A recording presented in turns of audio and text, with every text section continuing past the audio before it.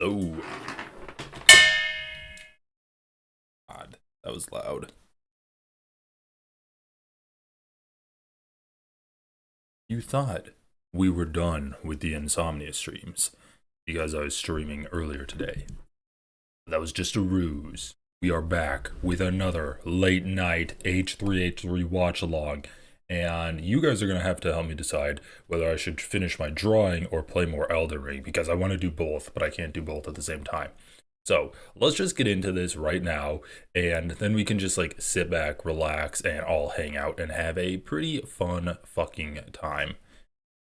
My tea, we got the drawing pad ready. Let's get into this. So where were we? We were watching this. Oh yes. Australia. Where were we? We had Zach. I don't even know his last name. Zach was like, he saw some Nazi comments on Instagram that were saying the Holocaust never happened, and he's like, wait a second. Did the Holocaust never happen? This is making me go crazy. Maybe the Holocaust actually didn't exist at all. This is the point of where we were. It almost makes me feel like I'm the crazy one for like accepting the Holocaust happened and these atrocities happened. It's just like, are people that fucking just delusional and crazy? Yeah. Dude, even Ethan Klein saw that and he's like, ugh, you have some issues, bro. I've literally never seen anyone be like, I saw 3 comments on Twitter saying the Holocaust didn't happen, or didn't happen. That's making me feel crazy. Like, did it not happen? Never seen anyone do that shit. The problem is the internet, right? These fringe people who have like paranoid delusional personality disorders who obsess over all conspiracy theories. And at the heart of every good conspiracy theories, it's always the Jews. They've been given the platform, the means, the places to influence people who are not as crazy as them, but who are very impressionable, right? And it's made a lot of these. Well, I mean, listen, Nazis took over Germany before the internet happened. So I mean, I don't know, this stuff happens, but it does. Yeah. Stephen Bradley said, "I'll never know how hard it is to go through this, but in standing strong against this is the greatest lesson you can give your kids. Parents like you are giving me hope that we are not completely screwed. Love you all." Thank you, Stephen. Thank you. Appreciate you. It's just so weird, right? And then when you go to these woke leftists, and I keep going back to the Hassans. Hassan, super woke, right? Against anti-Semitism. It's so weird. I see these Nazis and then I keep going back to Hassan. Ethan, you are obsessed with the man. Hear the words you're saying. You're saying on your podcast, which used to get millions of views. It doesn't anymore because of your obsession. You're saying on your podcast, I keep going back to Hassan. Okay, well, let's see it. Maybe he has a good reason to be obsessed. Maybe he can explain himself, and I'll bite my words and accept his logic. Hates Israel, obviously, but not Jewish people. He sat against me in a debate and made it very clear to my face that I am hallucinating anti-Semitism. That holding a Nazi swastika, a Nazi fucking hilted. Ethan, holy shit, man. You say when Hassan says Zionists shouldn't be allowed to even be dog catchers, you say that's anti-Semitic. When Hassan has a sword from literally one of the top 3 anime of all time, Bleach, and it has a like a swastika shape on the hilt, even though that's also a Japanese symbol, you say that that's anti-Semitism. That's why he's saying you're hallucinating anti-Semitism. When you see people on Instagram saying that the Holocaust didn't exist, that's not a hallucination of anti-Semitism. That is racism against Jewish people, okay? Like, and a lot of other people died in the Holocaust as well, but Jewish people are usually the ones that people, that Holocaust deniers are bigoted against. There's real anti-Semitism, and then there's fake anti-Semitism, like having a sword from an anime. That is not anti-Semitic, dude. Holy shit. Yes, there are real instances of anti-Semitism, and then there are instances where you are hallucinating it. Sword made it very clear to Dude, my what a face pause screen. that I am hallucinating Aiko, anti-Semitism. Aoki, That what up from Australia? Dude, big MMA fight coming up this weekend with an Australian fighter. holding a Nazi swastika, a Nazi fucking hilted sword, It's not literally not a like. right? You can say it's a swastika. What you can't say is that it's a Nazi sword. The swastika has different meanings for different cultures. The Nazis appropriated it for their culture. So no, it's not a Nazi sword. I don't know why you would say that. Like, I do know why he says it. He's saying that Hassan has a Nazi sword because he just wants to have an easy out to say that Hassan is anti-Semitic. It is not weird at all. And I'm crazy. Place. I will not stay in my place. But also, like, when you realize that these people work for all these BDS companies, and the one that really blows my mind always is that they work with Trisha.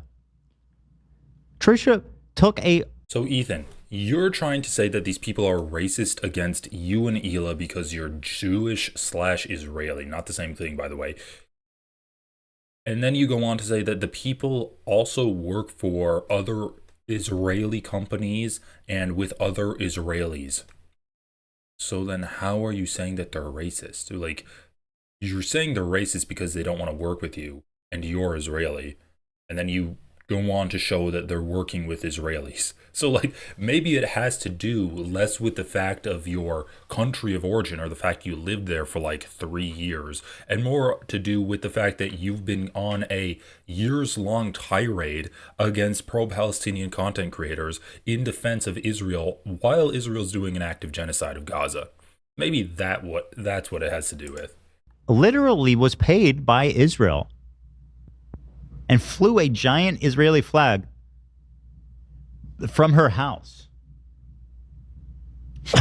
Now, this is clearly... Oh, you stopped getting vid recommendations from me? Well, I appreciate that you found your way into the live stream tonight. not about Palestine. If we're the enemy and she is not. This is clearly not to do...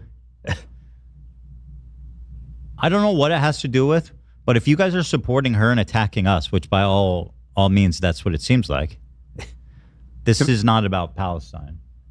Can I just ask them a sort of somewhat of a tangential question here? Sure. Why was the state of Israel spending money on Trisha Paytas making this post? I'm not... Oh, you know why? What was the effect? I have no idea. So Trisha's always been obsessed with Jews in Israel. I see. Visit. It must like the tourism. Yeah, it's a board or tourism something? thing. Okay. But she was trying to be big in Israel for a long time. You guys didn't see it, but they were working behind the scenes, her and Moses. She even had like a little reality show or something, a pilot or I something. remember that they from the shot from Israel. time when we were still talking or something, weren't they planning like a wedding in Israel? They were planning a wedding here, a wedding in Israel. She thought, like, if I can't be big... Bro, you literally said that you wanted to go to Israel to show how awesome it is while it was doing a genocide like 10 months ago. You lived in Israel. You worked in Israel. You did content in Israel. And then you said you wanted to go back to Israel and do more content. Like, dude, what you're saying is in the past for Trisha Paytas, but is actively current for you now. Like, this argument it doesn't hold any water. He's trying to be like, oh, Trisha's a bigger Zionist than I am. But all of the things that I'm saying she's a Zionist for doing, she did like 5-10 years ago, whereas I did 10 months ago, and that's why people don't want to work with me. In America, maybe I can be big in Israel. Yeah. That's the thing people don't understand. She loves fucking... Look at this, man. I mean, what the fuck? When are you ever going to catch me getting paid by the state of Israel to fly? Like, what the fuck is this? And by the way, this was not that long ago. So why is it, right, that everybody we work with... But you didn't show why we're talking about it, because the last girl that made this statement, This girl. she has a Trisha post pinned on her page. Fantastic, She's right? the most proud of that work. She says, again, So much to it's pin it. unfortunate to hear this brand owner... Bro, this podcast is just getting miserable to listen to because it's only them complaining. It's only them being like, these models didn't want to work with us, but they're working with Trisha. And I see Nazis online, and that reminds me of Hassan, that he has an anime sword. Like, it's just old people complaining. That's what the podcast is. I think Hila is wearing a competitor's makeup to like make the sales of the competition drop. Or she's auditioning for Kiss. I don't know. I don't know if they're doing like a Kiss cover band. That would be fun. Supports Israel. Pinned, by the way. Pinned. So you tell me, what the fuck is this about? Right? Is it still pinned? And then, I mean, here she is cosplaying as an IDF soldier. She came to my Passover dinner dressed up as a fucking IDF soldier. Like, I love this. Oh, she's cosplaying as an IDF soldier. Dude, your wife was in the IDF. You literally called your wife a terrorist while talking to Hassan. What? Oh, Trisha's cosplaying as an IDF soldier. Okay. In a beret, which is psychotic. Actually, I think this is what she wore. Yeah, this is what she wore. Sounds so nice. Yeah, We're gonna have a little Jewish dinner tonight. It was just bizarre, it man. was. Very Right? Like, we don't, that's not how we walk around. Just for the record. Right? I wonder if her love, it all started with the Zohan. Like That's an interesting point. I know that she loves that movie. And by the way, She, people, she was an Adam Sandler stan in general, right? Mhm. yeah, she bought a bunch of his clothing. Which, fair. Well, maybe not the clothes buying part, but enjoying Adam Sandler films. She Yeah. did. Mess with the Zoran. And then the People tell Hila she's the raider of Ramallah. Dude, Moses was literally in the military unit. He flew a fucking battle helicopter in the army for 3 years. And like, dude, this is just Ethan being the pot, calling the kettle black. Like, yes, Moses did bad things. Hila did bad things. She's not getting criticized because she served in the IDF when she was 18 years old. She's getting criticized because she's actively supporting the IDF when she's like 45 years old. That's why people are criticizing her online. Not because of what she did as a teenager. Because she posted shit where it's like, Yoav Gallant is a good guy. Palestinian toddlers are being taught on how to hate and kill Americans and Israelis. We need to expand the draft of the IDF. Israeli females, Israeli IDF women are empowered because they get to do war crimes. That's the shit that she's been getting criticized for. Not for serving as an 18-year-old. Are you kidding me? Also, dude, you can't point to another member of a terrorism group and be like, well, he's a terrorist too, and so why are you criticizing my wife for being a terrorist? Stay with me, Ethan. We can do two things at the same time. the thing also is, like you said, the language keeps getting so vague. Like her support Yes. of Israel. Yes. Okay, do you care to expand? Like I was Oh, do you care to expand? Do you care to expand? Okay, well, I just gave a massive list. You're also, to be more specific, you're also pro-ethno-state. You also are not anti-genocide. You're just anti the optics of genocide. And then you've also said like atrocious things which I just listed. So, yeah, clip that shit and send it to Hila. Is that enough of an expansion for you, Hila? All of the things that you said and the ideas and policies that you support of Israeli apartheid, an ethno-state, and also the fact that your total media output is 99% anti-pro-Palestinian content creators and not like anti-Israel content or pro-Palestine content. Like, you don't put any pro-Palestine content out there. To say that you're pro-Palestine is a joke. Like, that's laughable. Ethan says that he's pro-Palestine because he voted for Kamala Harris. That's the beginning and end of his activism online. Born Like, there. what about- Do I want everybody there to die? I mean, some is people would say that's everybody what here Israel. that's now unhappy with the Zoros Gal, if Ethan got pushed on it, he would denounce the IDF. But in reality, and in the output of what his content is, he supports it. When people accuse Hila of serving in the IDF, he doesn't say that was a mistake. She got forced to do it. I wish that this system would change. He just says, well, she was spawned into Israel and she got spawned into a bad spot. Okay, well, like, talk about the systems that make being in the IDF bad, but he doesn't say that. He's against Netanyahu. He's against the genocide, even though he doesn't call it a genocide. He says he's against the war. Ethan will say that serving in the IDF is just like, first of all, the IDF is necessary. He's justifies the genocide by being like, okay, well, like, Hamas attacked. What do you expect Israel to do? They have to respond. That's a justification of the IDF. He and Gila support the IDF expanding their draft. They supported Yoav Gallant and called him a good guy because he wanted to expand the draft to include Hasidic ultra-Orthodox Jews in Israel that had a religious exemption from the draft.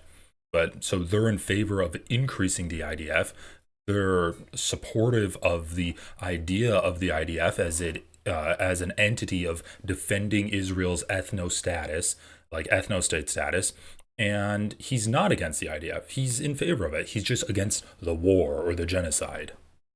The government? Bro, the sniping children analogy was disgusting. He's literally like, my wife got spawned into a bad spawn point where sometimes, like, you can get spawn sniped. As a child, you'll get sniped. It's like, you are comparing an IDF soldier to a child getting sniped, which is literally what the IDF is doing. Are you guys still supporting America? Like, I mean, you know, if America does horrible Hey, things, Choki. as an American, are you allowed to still like care about what happens to America or care about your Oh, family that lives in Moses America? I mean, that sounds outrageous, but it's this. Yeah, I don't know anything about Moses and Trisha, and the reason why is because they don't do Hasbara for the past year and a half of genocide that Israel's doing. Ethan and Hila do, and that's why I'm covering them. Same logic. It's the exact same. I mean, it's even worse because America is, I mean, as bad as the shit Israel is doing, which is terrible, America is the dawn of that shit, right? Like 1 million Iraqis killed in distant, I mean, what the fuck, right? but yet you live here. Interesting. Oh, yet you were born here. Racist. People never. Yeah, and people don't actually defend, like, people that are anti-imperialist, that are critical of Israel, also don't defend America's actions in the Middle East. They're actually against them, and they speak out against them if they have a public platform, which is something you don't fucking do. Like, you're in Ethan's like, it's not good that China owns TikTok. Mr. Beast should buy it. Like, Ethan is an American imperialist. So don't pretend like he's calling out some kind of hypocrisy. The only, like, at least in this sense, Ethan is not being hypocritical himself. He's in favor of imperialism when Israel does it, and he's in favor of American imperialism. So he's being actually consistent in that regard, but he wants to catch other people on this kind of hypocrisy. Oh, you don't like it when Israel does genocide, but you are silent when America does genocide? No, people are also protesting America's genocide. Like, that's why they're criticizing you. That's why they're calling their politicians. That's why there are protests in America, because this is a genocide that America is just as responsible for as Israel is. Hey, thank you for becoming a channel member, Sky B. Awesome to have you. People always sidestep this question. I asked it of Hassan, and he never answered it. And people act like it's such a crazy, outrageous question, but it's really not. Imagine one day a group of Native Americans from a reserve roll up to a nearby suburb and just start blowing up and killing everybody there because it's their land and they want it back. And it is, right? By the same logic. Would you be okay with that? Would you just say, that's okay? You know what? They're right. We're not going to respond. You know, we need to move out of our house. They're right. Dude, like, listen to this. Listen to this. He's like, why are people criticizing me? Then he literally goes on to justify Israel's genocide of Palestinians. Oh, well, I mean, the natives, first of all, you're not taking your Hasbara pills because you're not supposed to say that Palestinians are native to Israel land. You're supposed to say that the Palestinians are just like scum that moved in after the true natives left. Like, you're not supposed to do an analogy of Native Americans are to America as Palestinians are to Israel, okay? Like, you're kind of giving the game away there. Also, bro, you, like, No one is justifying, no one is saying that October 7th happening was a good thing. People are just saying that that is inevitable when you have when you have millions of people in an open air concentration camp. And they're also saying that Israel shouldn't have responded with genocide. And Ethan's like, okay, well, what would you say if Native Americans came and they killed American citizens? Well, I'd say that that's probably a sign that shit is gone completely backwards in dealing with Native Americans, and we need to give them better treatment and not fucking kill them all. Dude, this is why people say that you're a Zionist, Ethan, because you're justifying Israel's genocide. Using like an example with Native Americans, where he's now fantasizing about genociding Native Americans. Okay. Hey, thank you so much, Choki, for the 5 gifted memberships. If you were unfortunate enough to not get a gifted membership, but you also want your name to be in green and support me and support my editors, please consider joining the channel. It's only 99 cents per month, and you'll make me happy, and your name will be in green. All right, let's play this. Is that because that's the same? Am I wrong? I mean, that's literally the same logic. The only difference is like 100 years. By suburb and just start blowing up and killing everybody there because it's their land and they want it back. And it is, right? By the same logic. Would you be okay with that? Would you just say that's okay? You know what? They're right. We're not going to respond. You know, we need to move out of our house. They're right. Is that because that's the same? Am I wrong? I mean, that's literally the same logic. The only difference is like 100 years. So is it just also, yeah, if you have like millions of people in an open air prison, you probably are going to need to do some kind of, I mean, reparations at the very least, but you're probably going to have to do some like relocation, right? Some land back things. You're actually going to have to do government programs to do real land back. None of this. We need to acknowledge that we are doing this play of there's something about being earnest on stolen land before it starts. Like, you do need to do some real land back initiatives as a form of reparations, and that's to start. So yes, Ethan, some people, if you have millions of people that have been ethnically displaced into an open air prison where the population is like the most concentrated population in the entire world, you are going to have to do land back. And yes, you shouldn't respond by turning off the water, turning off the electricity, stopping all medical supplies, stopping all food supplies from getting into that open air prison in an attempt to finish the job of like getting rid of this ethnic minority that has been scapegoated and targeted for ethnic displacement, for ethnic cleansing. Like, yes, everything you're saying is completely backwards. You're just, I guess, an imperialist, and so he's okay with minority groups just getting cleansed from the earth. It's a matter of time that makes the difference, where being born somewhere, you know, when do you stop being a colonizer? Yeah, like reservation, like, dude, the Native American example isn't even good, because you're right, Al. Like, Native Americans have some of the worst social outcomes. I mean, I think they literally are the worst social outcomes out of like all minority groups in America. So yeah, the way we treat Native Americans is fucked up.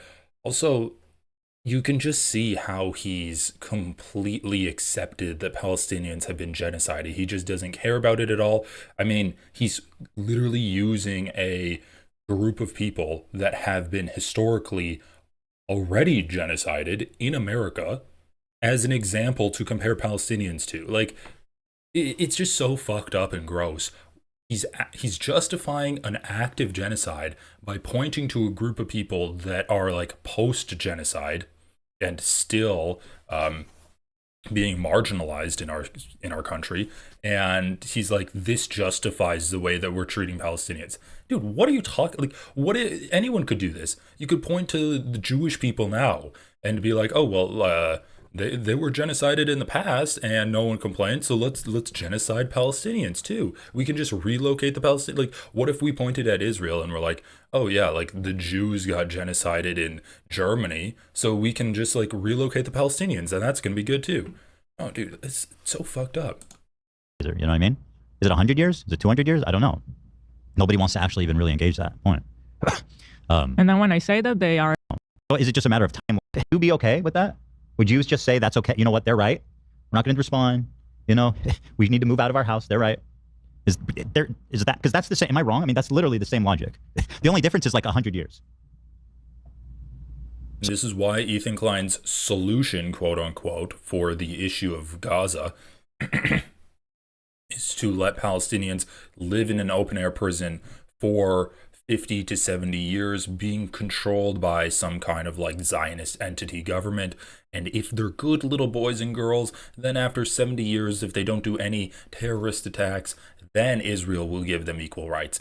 But he is adamantly opposed to Palestinians getting equal rights unless they pass this arbitrary hurdle of proving that they're not barbaric in the eyes of Ethan Klein.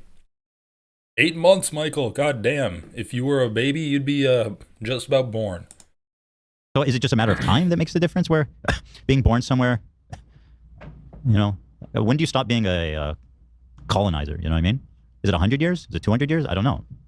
Nobody wants to actually even really engage that point. and then when I say that they are hating me because I'm from Israel, then the snarkers are like, oh, what a way to miss the whole, what a way to be the victim. Yeah, they're only coming after you because you're Israeli. It's like, well, then explain, like, what is your criticism? Because That's whenever obviously we the actually case. go into the details, everything changes all the time. Like, if I actually apologize for something, then no, that wasn't the problem. It's something else. You know, It's, I saw now on that beauty guru or whatever subreddit, somebody was trying to argue with someone in the comments. Rohila didn't even apologize for calling Yoav Galant a good guy. She's like, that was a poor choice of words. That's not a fucking apology. You don't like they pretend like they're so contritious all the time, but they're actually, they don't take anything back. They have these positions that are pro-Israel and Zionist, and they're just like, oh, well, I said my truly deeply held convictions, but I said it in a way that makes me look bad. I have to work on the optics of it.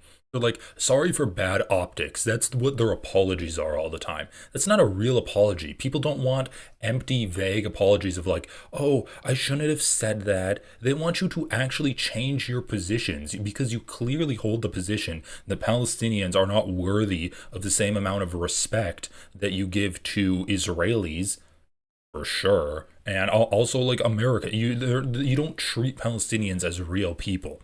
That's what they're mad about.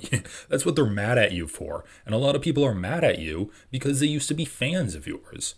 And guess what? All of the people that were never fans of Ethan and Hila, they don't give a fuck about them anymore. The whole like snark subreddit, all of those people used to be fans of Ethan and Hila, and they're like, kind of just like want to see where this goes. I want to see how bad it gets. They have this morbid curiosity. But for the vast majority of people on the internet, Ethan and Hila and this podcast are utterly irrelevant. It really is sad. But yeah, how many times do I need to apologize? Maybe one time? Maybe one real apology where you actually change your position on something? Your position that bombing innocent men, women, and children in Iran is not a heroic thing to do. Maybe that you could apologize for that and not be like, oh yeah, I shouldn't have posted that because like, I don't know, people are sensitive at this point of time. No, it's not that people were sensitive. It's that you're supporting a bad thing. You're a bad person. Like, change, work on yourself. On my behalf, like say, you know, these things are out of context, or she never said that, and then they're like, no, you're not listening. I said she doesn't announce the IDF. Now it's like she never what is the word? So the comment she was never denounced the IDF. Yeah. Like, the comment was Hila's against the genocide and she doesn't support Israel and what they're doing. And the comment was, no, you didn't hear what I said. She hasn't denounced the IDF. Okay. Anyway, so that happened there. And listen, you guys. Yeah, and Hila hasn't denounced the IDF. Don't pretend like she did. I don't talk about this because it's painful and I don't want people to know. But I'll say, I mean, this is giving me the vibes of Ethan being like, I don't put my kids on camera because I want to preserve their privacy, but fuck it. They said they wanted to come onto camera. So like, what am I going to do? Say no to, because it's for your own good that you don't go onto a podcast with millions of viewers, with, according to Ethan, hundreds of thousands of people that want to see him dead, that want to make him suffer at all costs. That's according to Ethan. So I'm just gonna bring my children onto the podcast and like show their full faces and shit. Yeah, this is giving the vibe. Okay, so Ethan, what's so painful that you don't want to ever talk about, but you're going to talk about it anyway? Hit me with it. As far from a professional perspective, our entire lives are ruined. Collaborations, partners, business partners, employees. Bro, I was not expecting that. I was not expecting that. I thought he was just gonna say like, yeah, I thought he was gonna say like, I'm struggling to sleep or something, or I've been so stressed about these lawsuits, but he just came straight out and said, yeah, from a professional perspective, our entire lives are ruined. Oh my god. Dude, that was as bad as it could have been. Like, he couldn't have said anything worse than that. Because it's painful and I don't want people to know. But I'll say, I mean, as far from a professional perspective, our entire lives are ruined. Collaborations, partners, business partners, employees, creators. By the way, I take it back about what I said about this coat. Earlier today, I said it looks kind of cool, and I still think like the chest area looks cool, but these sleeves are shit. Like, well, you dipped your sleeves in ink. It looks so bad. You know, friends. Brittany Broski just completely stopped responding to me for no reason. We were really good buddies, texting, hanging outside of the podcast. And I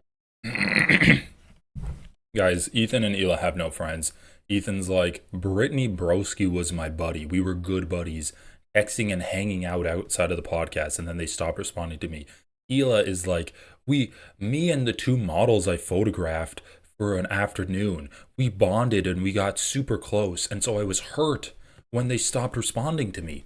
And I sent them DMs and I'm like, why don't you feel like you can trust me to come to me and talk to me about your concerns? It's like, you paid them for 3 hours of their lives. Why the fuck would they be friends with you? Like, these people have no friends. And it's actually really sad to witness them just like grasping at straws, and all of these people that they were on friendly terms with turning away from them because they're like, I don't know, I don't give a fuck. Like, I don't care that much about this guy. Who cares? Like, he's saying some wild shit that I don't want to be associated with. I'm not gonna let out like a half-baked 13 DMs stand in the way of me sticking up for my morals. Fuck these people. I'm not gonna associate with them anymore. And they're like, what? I thought we were good buddies. Guys, who is Brittany Broski? Brittany Broski is a centrist and bought that big of a loss to complain about, but that's just my opinion. It's not that big of a loss. Brittany, I've literally never heard of this person. Brittany Broski. All right, Wikipedia. An American comedian and social media star who rose to fame in 2019 after a video of her trying kombucha went viral. The internet dubbed her Kombucha Girl. So she's just a normie. She's just a normie, like, social media influencer, and even she stopped talking to Ethan. Although Broski's employers at a bank fired her for the video, she has since parlayed her fame into online startup.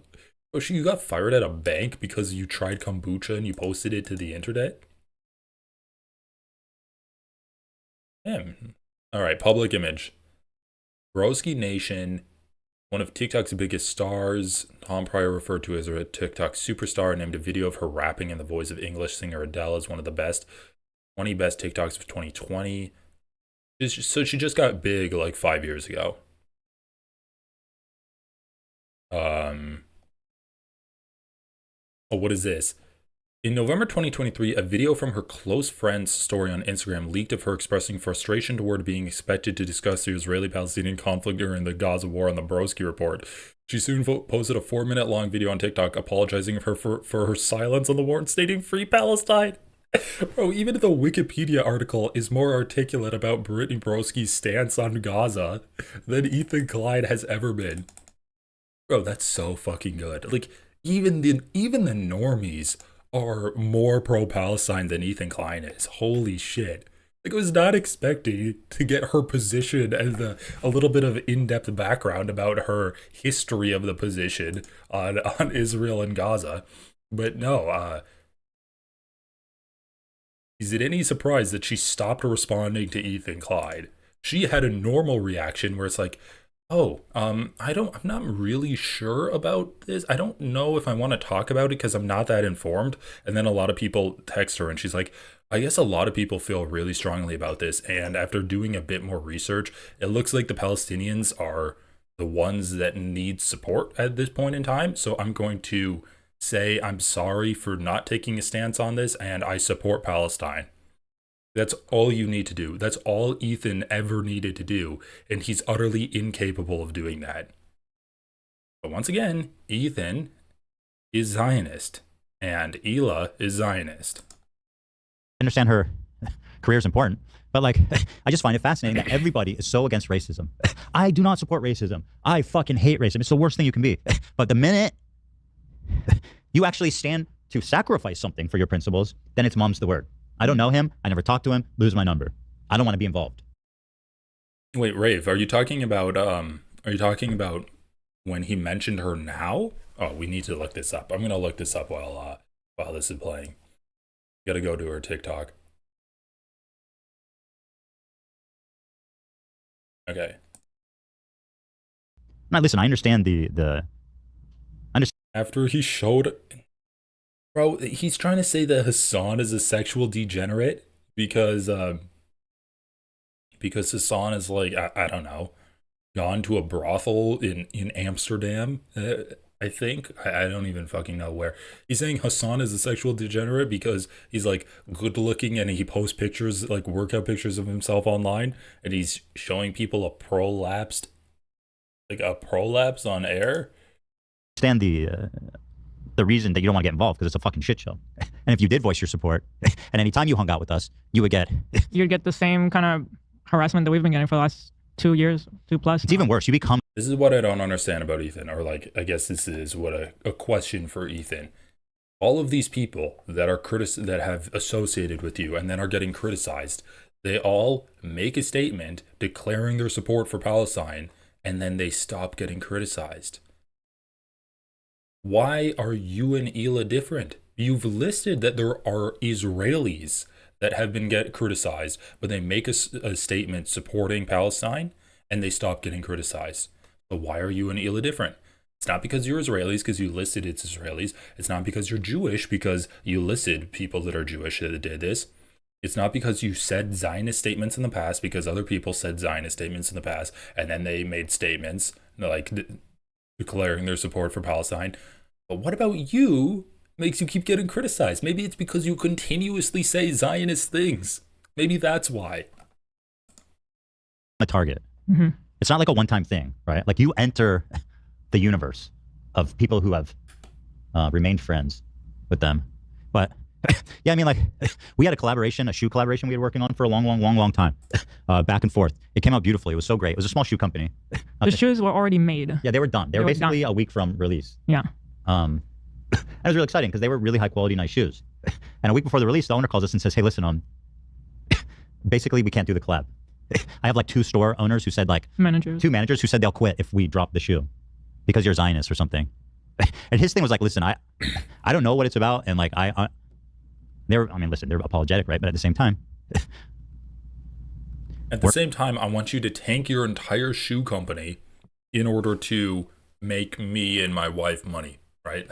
That's what you're saying. Fire all of your employees that have an issue with us so that you can do this one contract that's going to be like a micro fraction of your total business that you're going to do in a year. We're not doing that collab, right? We're not answering our email. That's why Hila wanted to quit. How the fuck are you supposed to grow a business and, participate in this space? I feel like serial rapists and murderers get treated the same way. Like I know people that worked on somebody like James Charles' shoot, and they're treating me the same way. I don't think he gets treated as badly. The makeup beauty. I think people have moved on. I think people are fine with James Charles now. It's truly mad. That's what it feels like. It feels like I fucking raped or murdered someone, right? Consequences for my actions. I've spent the last year defending a genocide, and people are treating me like a murderer now?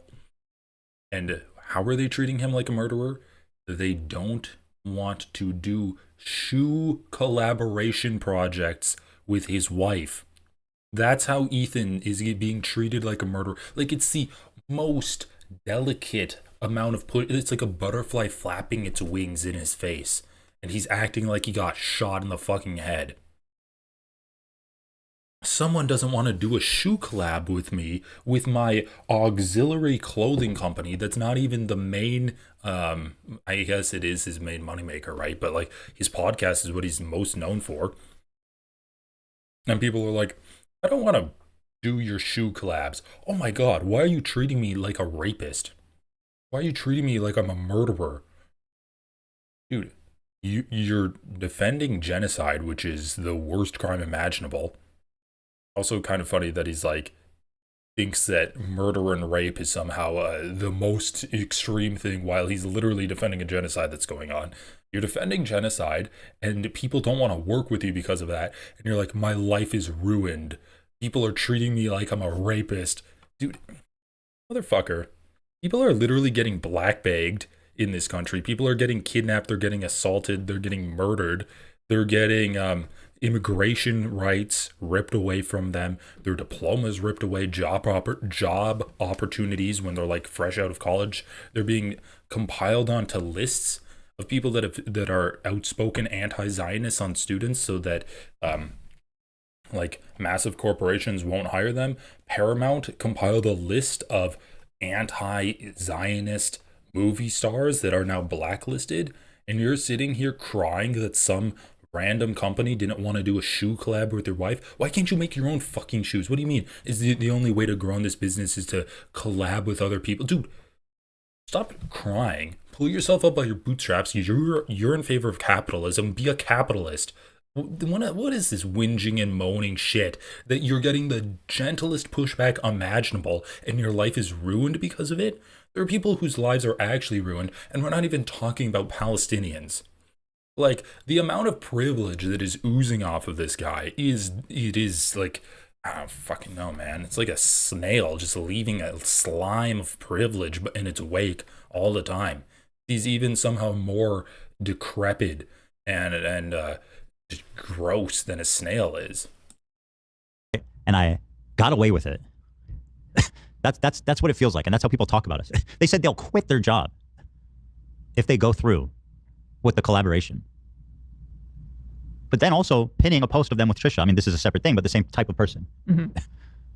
So, yes, again, I'm not talked about it because yeah, well, how many times do I have to say this? Trisha has not done a year and a half of Hasbara for Israel while it's doing a genocide, okay? Like, stay with me, everyone.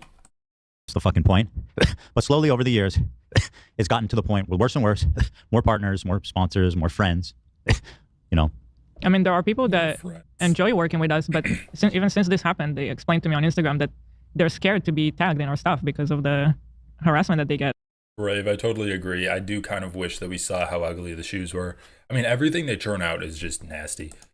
And they're like, listen, I'm not mentally stable enough to handle all this. Like, I'd rather just not, because it's too scary. So, yeah. And so, like, this is kind of the space that we've been existing in mentally. And then when Ela does this photo shoot, and 3 of the 6 people immediately are like, I denounce and erase and, you know, fuck this, the owner who supports genocide, supports Israel, whatever that means. It just feels like... Also, trying to get people to do this show with me was not easy. Right. I had a few people in mind already that I've worked with before. And I thought, oh, we'll definitely shoot this together. We talked about it before. And when it was time to do it, they didn't want to associate with me anymore. Yeah. It's so obviously racism. But like, it's so frustrating.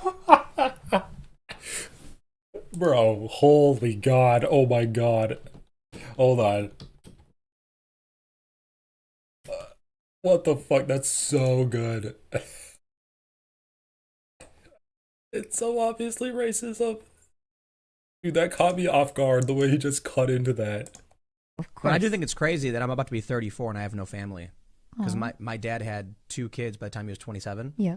And I'm like, man, you know what the problem is, though? It's definitely not me. Mm-hmm. I think it's everybody else. Bro, that clip is the clip that just keeps on giving. But it's so perfect. It's so perfect to describe Ethan Klein. He gives a list of all of these different people, just like countless diversity, different ages, different ethnicities, different locations of origin, different languages that are spoken, from Rashid Al Haddad to Hassan to shoe designers to models, all of these people that don't want to work with Ethan. And he's like, it's not me, it's not us, it's just that everyone else is racist. Bro, oh my god, that shit cracked me. I was not expecting that. People in mind already that I've worked with before, and I thought, oh, we'll definitely shoot this together. We talked about it before, and when it was time to do it, they didn't want to associate with me anymore. Yeah.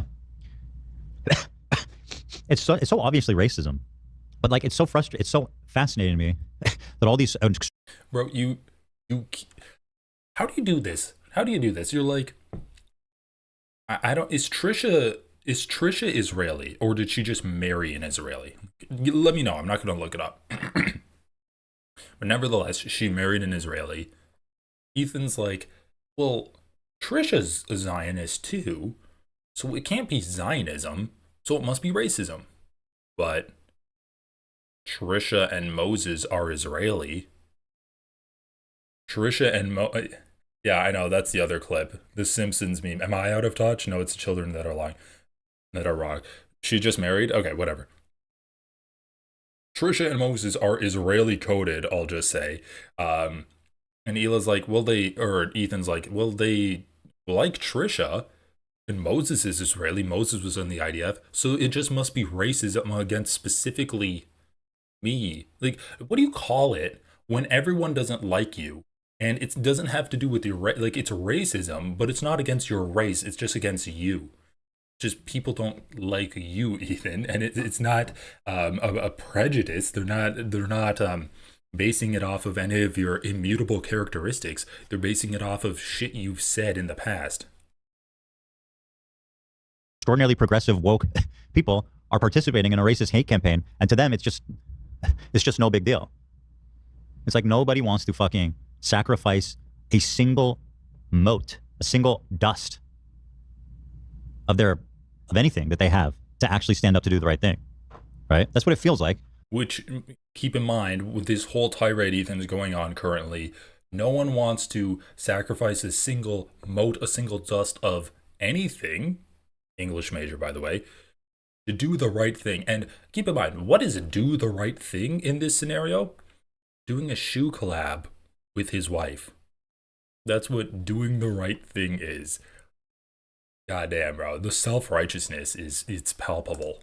And, you know, it's hard not to. And I say that while understanding why people do that. But I'll say this, someone like Brittany Broski, I think is, like, I don't think I'll ever forgive her. Like, I don't know how far in the future, or if this ever becomes a thing where, like, it blows over. I don't know. But, like, I don't think I can ever forgive a friend for just completely ghosting me because of a fucking racist hate campaign that's been targeted to me. And she's been targeted by the same people, by the way, ironically, for not talking about it at all. I remember she was targeted, like, Brittany hasn't mentioned. Yeah, and guess what, bro? Not talking about genocide is better than defending it, like, just unequivocally. There's 3 levels of Hasbra. There's the negative level where you're actually being pro-Palestine and speaking out against it. There's the silent level, which is Hasbra, because you are being silent in the face of oppression, or helping the oppressor if you're being silent. And then there's the positive Hasbra level, in which you're actively spreading Hasbra. That's what Ethan Klein is doing. So you are on another level of shittiness than what Brittany Broski was doing, and eventually she did come out and condemn it. Or I don't know what she did, but she talked about it and said that she's pro-Gaza. So that's a lot more than what you've been doing, because every time you say you're pro-Gaza, you couch it in, but Hamas is the cause for the genocide and they can end it at any point. How's that been going? Like, there's still Palestinians dying every day in a ceasefire? Okay, that's great. The genocide. We need, like, she must be pro-Israel. And so she made a statement after being badgered by it for a while. And I guess part of her offering to this group of deranged internet activists was stop being friends with Ethan. The amount of friends and associates that we've lost, you know, it's unreal. I mean, it's just unreal. It really is. There's almost nobody left, frankly. Mm-hmm. Like in the creator space, in the fashion space, in the makeup space, forget about it. If we launched this like a year or 2 years ago, not a year ago, pre-October, For October 7. like we could have had like Bella Porch, Pokimane, all kinds of different friends we could reach out to and work with on this. Stop complaining. Stop complaining. You're a capitalist. Do capitalism. Come on, do it. These people are not going to talk to us, and I understand why. Clearly, I'm not. And by the way, these people are not like close friends like I was with Brittany Broski, so I don't mean to even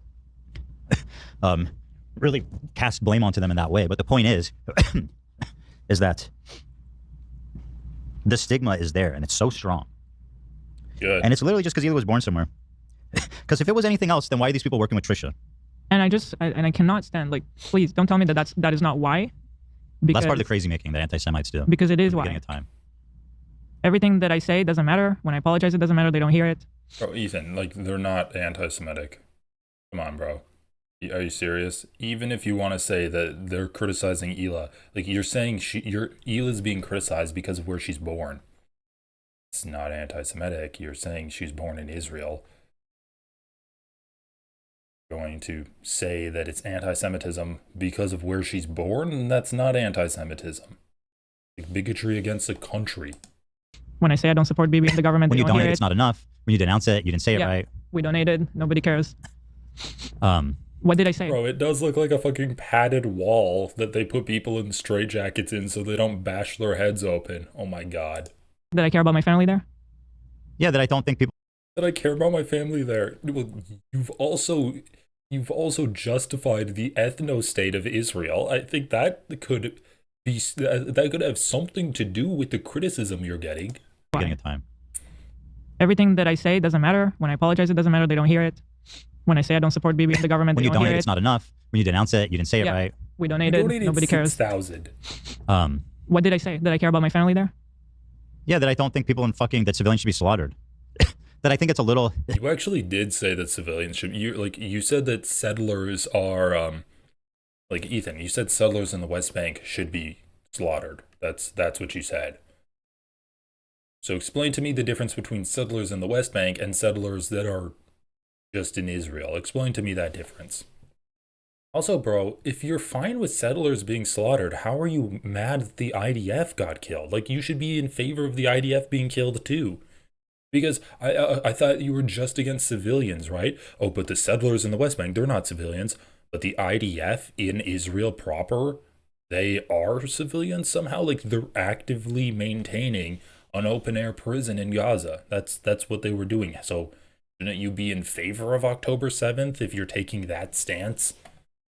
Like, dude, you're the only one in this on this whole like conversation that is in favor of civilians being slaughtered. You're in favor of Palestinian civilians being slaughtered, and apparently, according to yourself, you're in favor of Israeli civilians being slaughtered as long as they're doing colonization, but only colonization in the West Bank, not colonization in Israel or in Gaza. It's a little complicated, right? To say the least, to expect, third generation Israelis to give their fucking property away. Third generations, bro. How long you lived in America, motherfuckers? They've lived in stolen ground for 3 generations. Wow. So they should just automatically get to keep it. Fuck off.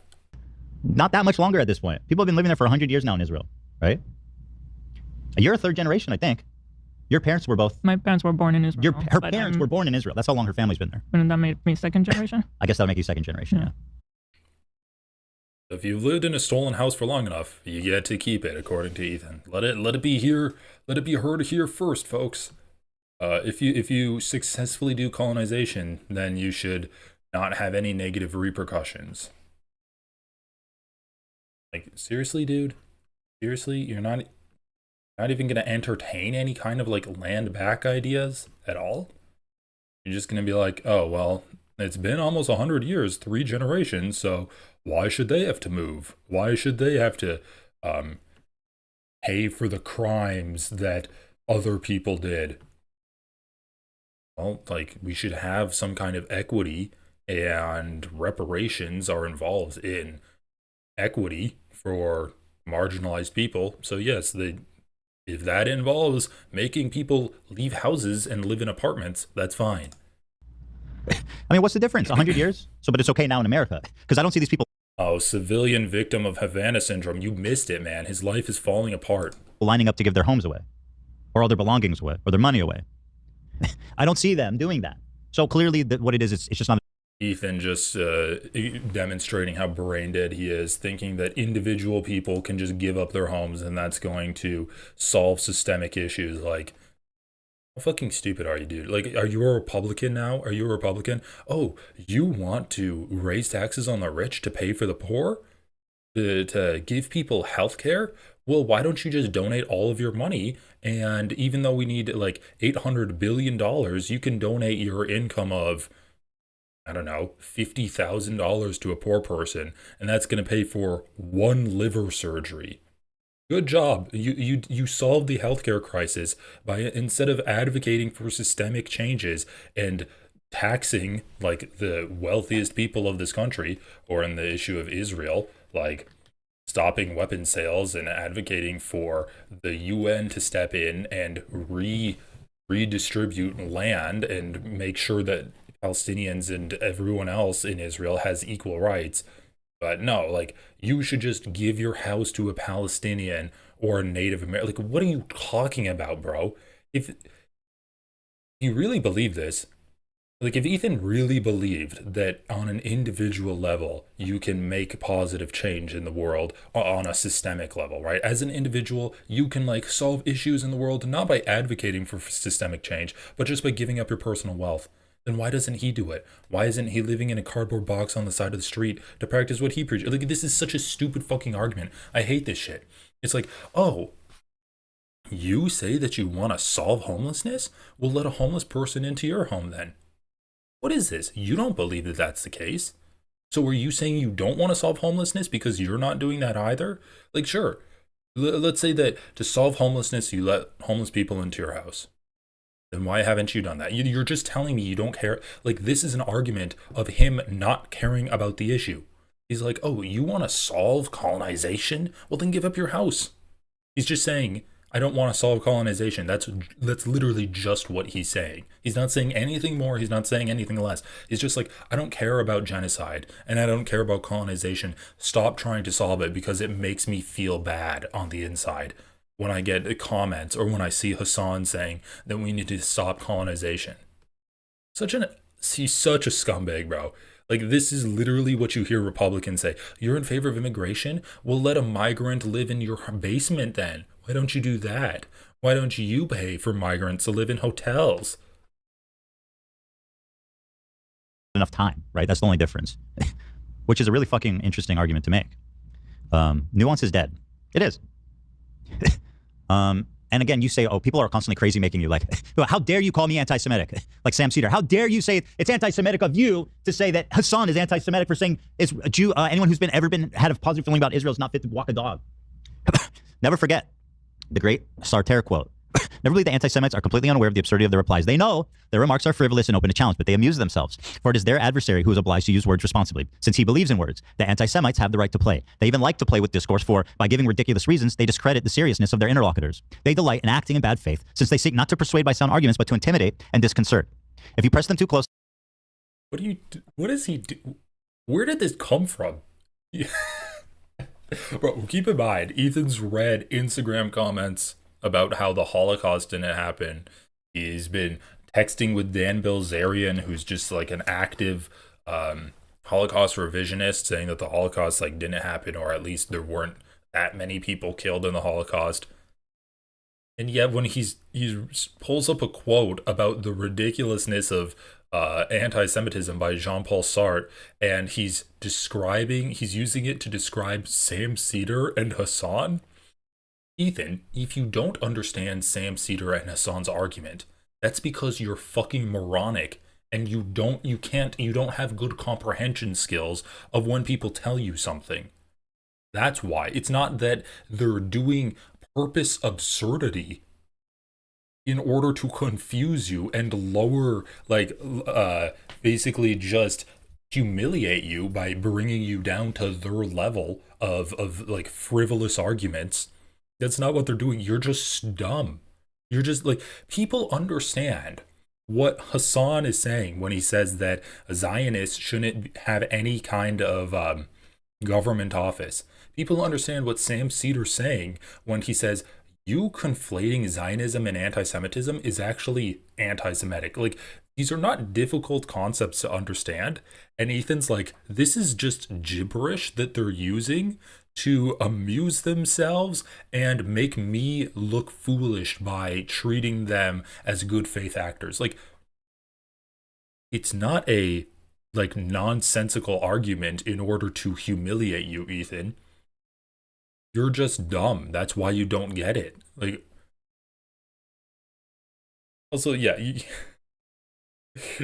he's fucking reading a Jean-Paul Sartre quote off of Reddit. Oh my god. They will abruptly fall silent, loftily indicating by some phrase that the time for argument is past. And I mean, it's still true.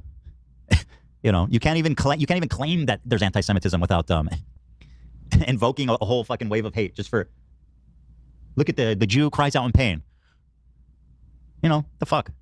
And it's a very like I think a lot of these people don't know they're being racist, right? But they are. I mean, they're participating in it. Dude, criticizing Israelis is like being bigoted against Israelis is not being racist. I'm sorry. Also, that's not what they're doing. Like, people criticizing you and Ela are not being bigoted against Israelis. Like, that's just not the case as much as you wish it was, because there's nothing that Ethan and Ela like doing more than being the victim. What's this? This was what we already looked at. This one was kind of fascinating. Somebody wrote her just trying to be actually a really thoughtful message. So it wasn't harassy at all, but they're like, just so you know, like you're missing a lot by calling Ela this. And remember when Ethan started this stream by saying, guys, don't harass any of these models because like they're complaining about being harassed, and a lot of people that actually weren't mean to us have been getting harassed too. Remember that? And then Ethan immediately goes on to be like, you know, this is one of the models. I'm not going to say who. Actually, I will say who. It was this model. Here's her name. Here's her Instagram. Here's what she looks like. But just don't harass her. And then he goes on to be like, and actually, here's a message that one of my fans used to harass someone. But it wasn't very harassy. Denouncing them. I wrote them a really thoughtful message, and her response was, I ain't reading all that. Have a good day. Crying, laughing emoji. I just find that so fascinating because it's like, so you're against racism, right? Do not. Ethan, read the post. Come on, bro. Come on. Read the. You can't just say. You can't include this response. I ain't reading all that. Have a good day, and then not show the post that the person wrote. It was a crazy post. It was crazy. I'm not gonna like try to diagnose it, but it was very crazy. So love you putting up her first and last name. So now, if you've been watching this podcast, the people that you shouldn't harass. You have their first and last name, you have their Instagram, and you have their picture. Oh, you also have their Twitter, but don't harass them. Don't harass them, everyone. Even though that's what Ethan's doing, but you don't harass them. Send messages, by the way. This was a very thoughtful message, and I don't think they even responded to this.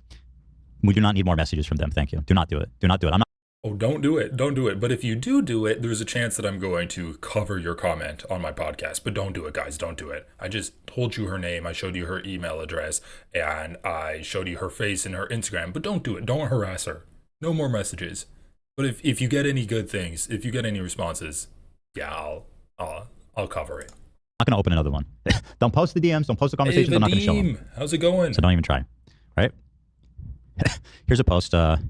This is Vadim, I was talking a bit with Anthony today. Bro, we need to like do a group stream. You, Anthony, me, North Star Radio, other people too. We have to do this. We have to do some like stupid shit or something. This is just from their public Instagram account. The one of the makeup artists. She has pinned the post with Trisha. Wait, where's the post she has? This is the one, yeah. Mm-hmm. From November 2nd. Yeah, man. Why is that okay? So she's had this pinned for over a year and nobody's harassed her for that, eh? Nobody's asked, hey, why do you have a Zionist pinned to your... You know what I always hear from people like Sam Cedar and Hassan? They go, most Zionists are not even Jews. It's like, okay, well, why am I the one being harassed then? And Trisha, nobody, I don't see anyone asking Trisha for being a Zionist. Okay, there's tons of Christian Zionists. Where are they fucking being protested exactly? Why is it always outside of? All right, dude, we got to set it up this weekend then. Also, guys, like, I don't know. I feel like I feel like I'm only talking to the guys on YouTube. We need some more. I know that Anthony has some lady podcast co-hosts, but we need to get more ladies on this stream. I feel like I'm not representing my audience well. We got to get this going, okay? So I appreciate Vadim. We'll have a stream for the boys with like with North Star Radio, Anthony from Do Not Worry Podcast, Vadim, myself. But then we got to get some girls on here because it's getting a little it's getting a little embarrassing, guys. Like I've had a lot of guests on the stream. None of them have been girls so far. Yeah, I have, man. I'm like not even logged into Discord right now, so I'll message you when I'm done with this. Casey Tron, I'd be down for Casey Tron. Yeah, I'm down to talk with a lot of people, but setting it up, I'm so fucking bad at like messaging people and actually setting things up. I'm so lazy, guys. Like oh, should I stream tonight? Okay, sure, fuck it. Like I make these decisions in like 10 minutes. It's not good. Synagogue or Jew's house or fucking on my page, right? It sure happens to seem that they always find the Jewish Zionists, quote unquote Zionists, whether or not they are, it doesn't really seem to matter. Yeah, it's crazy. It's crazy business, man. And this post was just from a year ago. When you take your boyfriend's Israeli identity and all the comments are free Palestine and you're just trying to figure out what Palestine even is and why it needs to be freed. It's crazy. Like she was like just straight up nasty. All of these are good suggestions. Look, if you want me to be more likely to talk with other people and do more collaborations, then if you're not subscribed, consider subscribing, consider liking these videos, just so that I have a little bit of a higher standing when I reach out to these people. They can look and they're like, oh, okay, like it's a pretty decently sized audience. I had a conversation with Burn These Books from YouTube, and he was cool to talk to, so maybe I can like reach out back to him. So yeah, I definitely want to talk to like a lot of more people.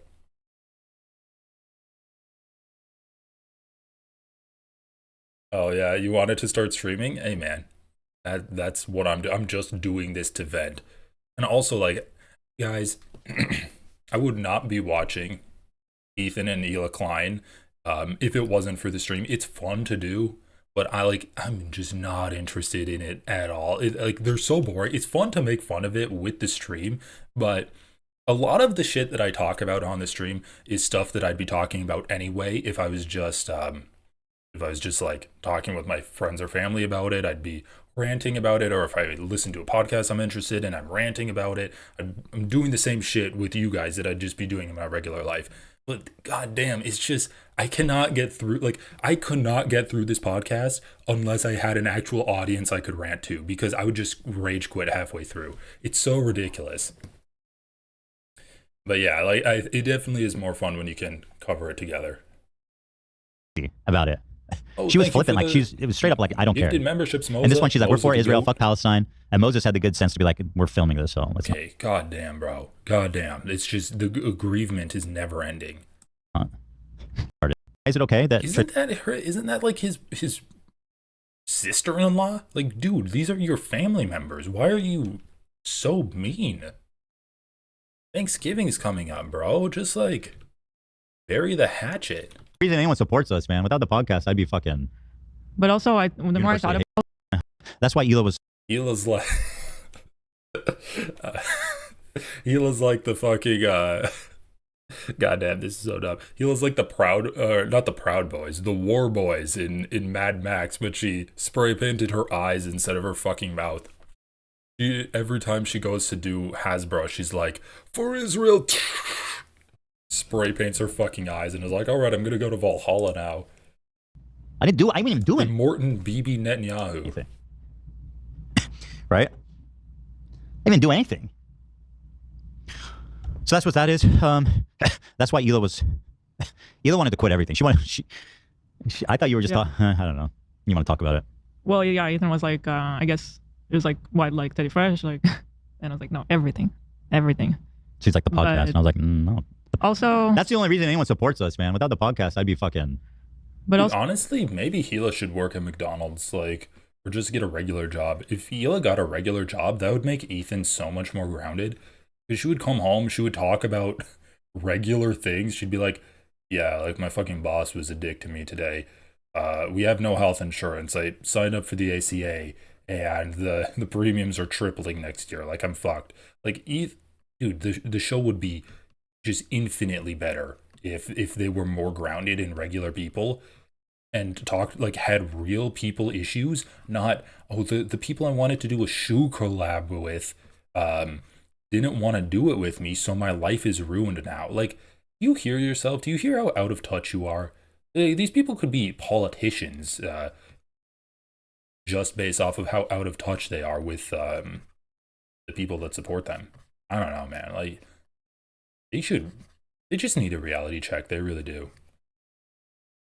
So the more I thought about it, I was like, I want to quit when I want to quit and when I make that decision, not because people are pushing me out to do it and give them that satisfaction.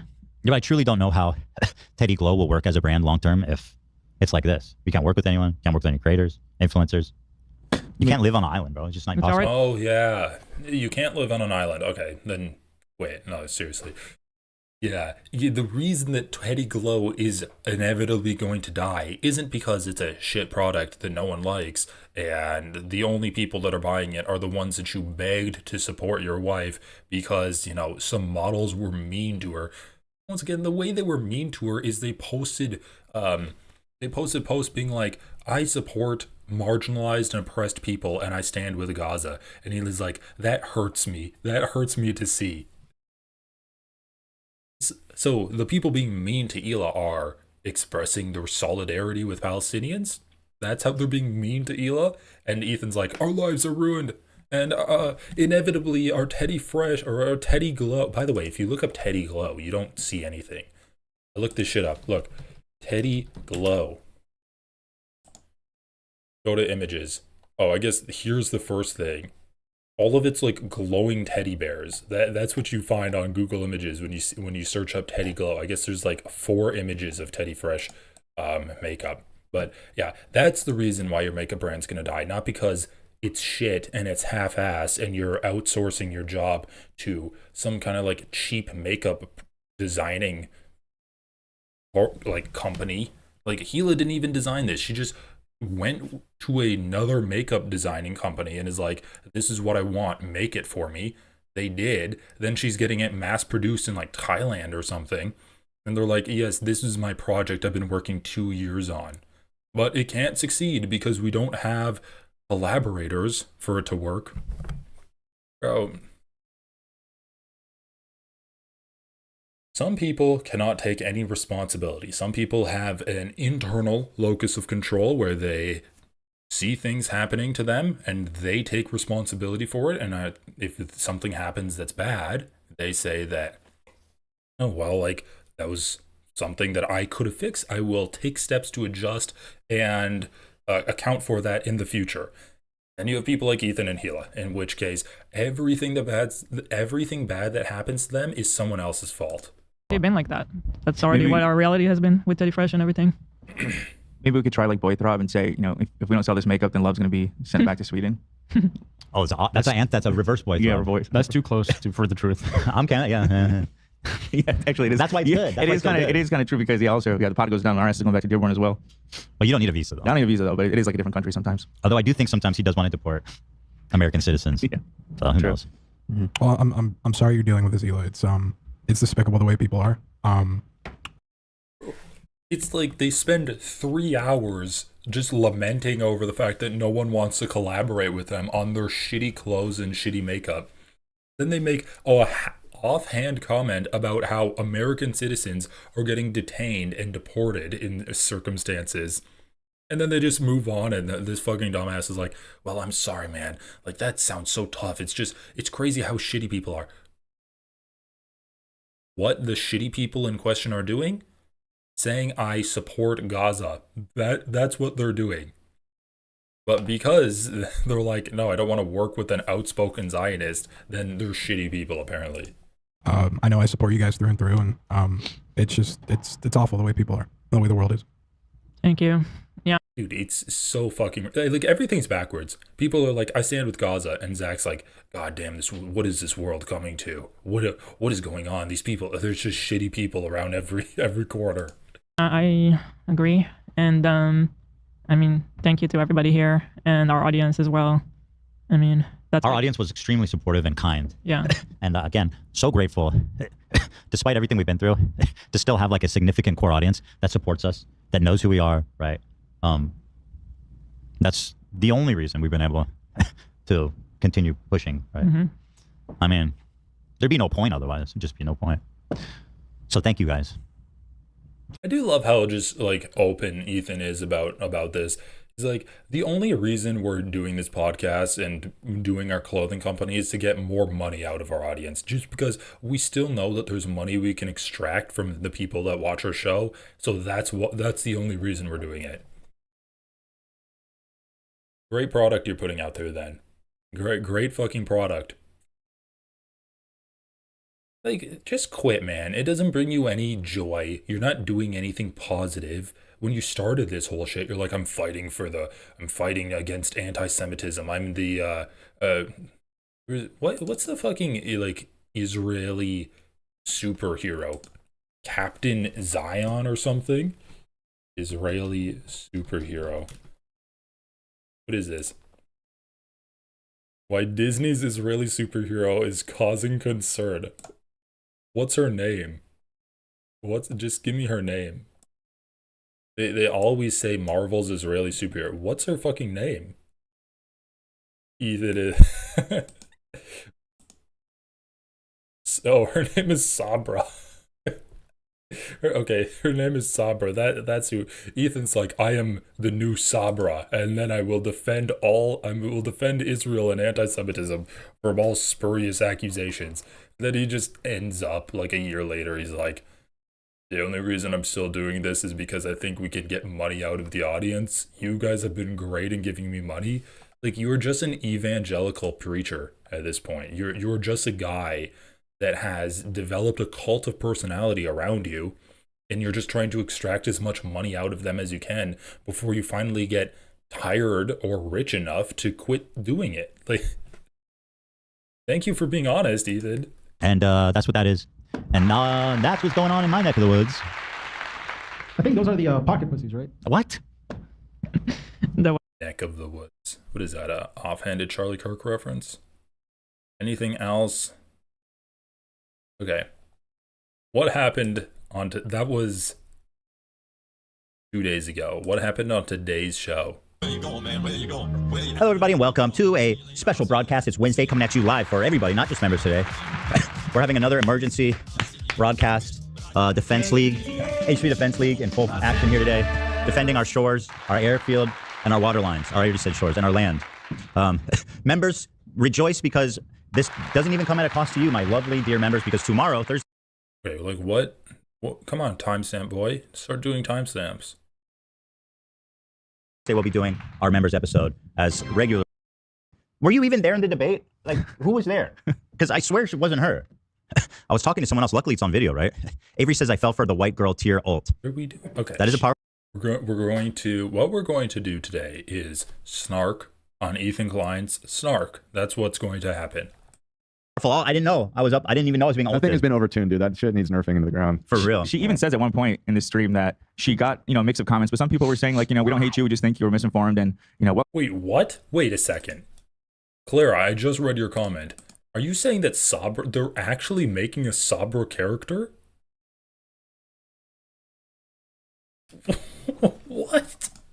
Wait, I thought this was just like an old comic book thing. I didn't know that Marvel was actually doing I didn't know that Marvel was actually going to like make a live action version of her. Wait, is this serious? The backlash against Marvel has been reignited with the premiere of Captain America: Brave New World, which features Israeli superheroes. Oh, I guess it already happened then. Sabra. The character, also known as Ruth Batsaraf, is a Mossad agent with special powers and will be played by Israeli actress Shira Haas. In 2022, when Sabra's role in the upcoming Captain America film was first publicized, Marvel faced immediate backlash, with many... Bro, they fired... They hired an IDF soldier? What the fuck, man? Criticizing Did the not hear comic book about publisher for glamorizing an Israeli agent given Israel's record of wars, ongoing human rights abuses, and occupation. Did she blow anyone up with a pager? Marvel responded by stating that the character would be updated for modern audiences. Now, the What does that mean? She's like an unhinged, just shrill Hasbroist that goes on to the BBC and debates Norman Finkelstein. Like, what is the update? She's just like, hey, where's all your weapons? You have Captain America with his shield. You have Hulk with his like green fist. And then they're like, what about you, Sabra? Where's your weapons? And she's like, check your phone. Like, is that what the update is? character is no longer a Mossad agent, but a high-ranking US government official, and she will not Okay, well, I guess that is kind of an update. Being like, yeah, you like Mossad doesn't have enough. Mossad doesn't represent Israel's interests as good as a high-ranking U.S. government official could represent Israel's interests. be referred to as Sabra. Sabra, a Hebrew term given to Jews who were born in historic Palestine, made her debut as a character in 1980 in Marvel Comics' The Incredible Hulk.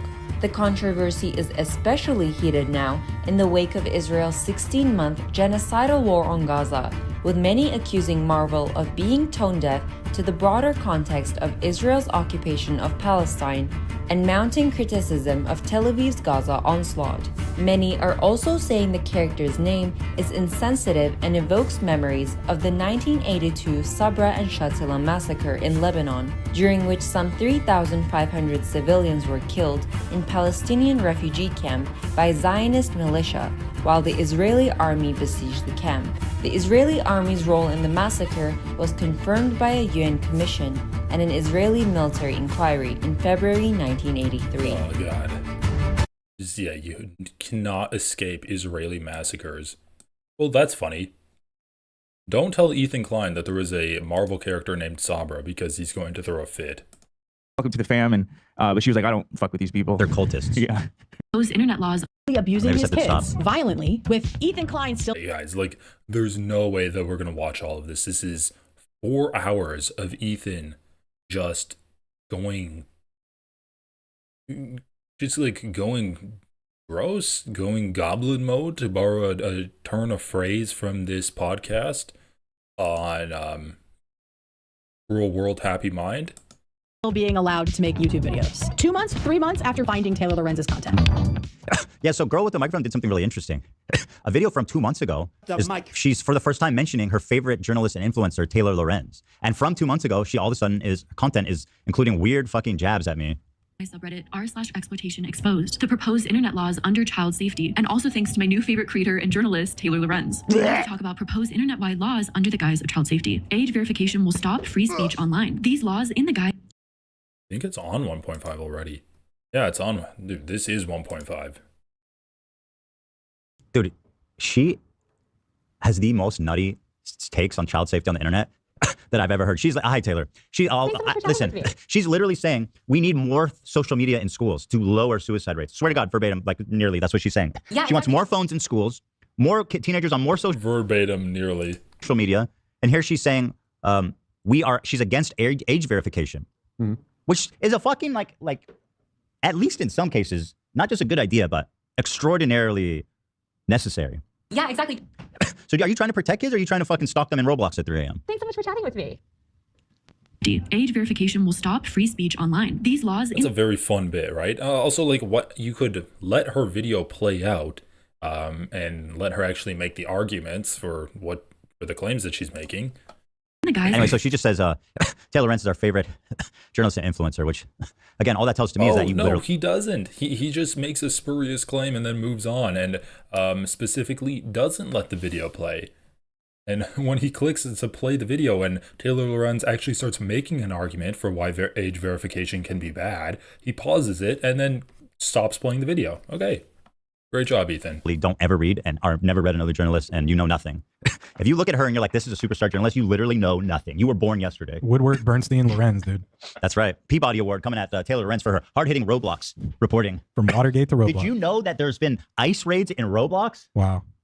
Peabody Award. Featuring Bob Woodward. No, she's fantastic. So that comes up, right? And now we go to this here. Pretty recently learned about Taylor Lorenz, and I'm not saying this is Why do we need to see this? Ethan has his foot soldiers doing work for him now? related, but I do think the timeline is interesting. So this is from 2 months ago, which is what? Oh, she's showing all this. I just want to show what she said about. I got it. One second. Yeah, yeah. The mic. So I didn't. You don't even have the clip set up. Got back from the.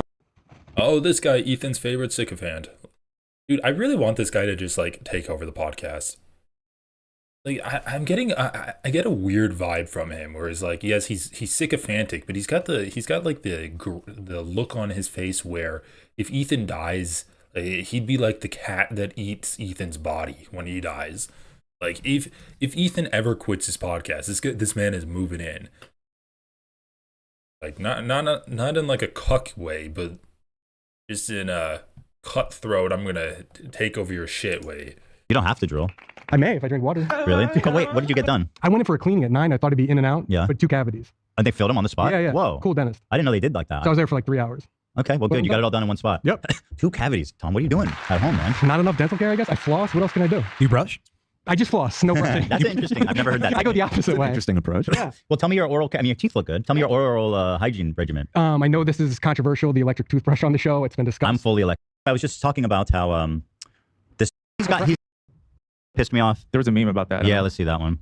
I get defensive for Gabe, and I find it just so pathetic when people use him to attack me. He's not an idiot. Thank you, He's Holly. not a psychopath. Oh yeah, this is her trying to defend Gabe. What? He's not an idiot. Thank you, Holly. He's mentally challenged. He's doing a super job here. Wait, back up. Do you think I'm... This is a this is a meme that one of your fans made. Like, dude, once again, man, why do you have your foot soldiers doing all the heavy lifting for you? I thought your whole shtick is that you're a brave little boy who doesn't need any pre-watching to respond to things, right? Oh, you want to talk? Well, we can talk now, motherfucker. Like, no, I'm not gonna go talk in person, but we can talk on the phone, right? Like anytime, anywhere. No, not anywhere. Anytime, anybody. We can talk. I don't care. Play the fucking clip and let her words speak for themselves and then respond to the words. You're like, here's a meme that someone made about Cruel World Happy Mind, and I'm just going to say that this is an accurate description of what she said. Also, look at how manic he looks right now, too. Like, he's getting some kind of fucking sick thrill out of bashing this girl over and over again. He's not an idiot. Thank you, Holly. He is mentally challenged, but he's doing a super job here. Wait, back up. Do you think I'm R-worded? That's you right now. Actually, even worse. I mean, even worse, I would say, because Holly's great. We love Holly. We are not talking about this clip enough. When she accuses me of... Listen to this shit, okay? Listen to this fucking dog shit. Ethan seemed disinterested in the topics that Trisha wanted to discuss, distracted by the pizza in front of him. I'm not even looking at the fucking pizza. She's the one licking her fingers. Could you, if you're going to accuse me of being some fat ass that just wants to eat pizza and doesn't care about what my co-host is doing, first of all, you could show the whole clip because this is like a 5 seconds of nothing, but at least find one of me fucking looking at the pizza. Jesus Christ, man. Distracted by the pizza? Are you here? This is the best part of that video. Of her video.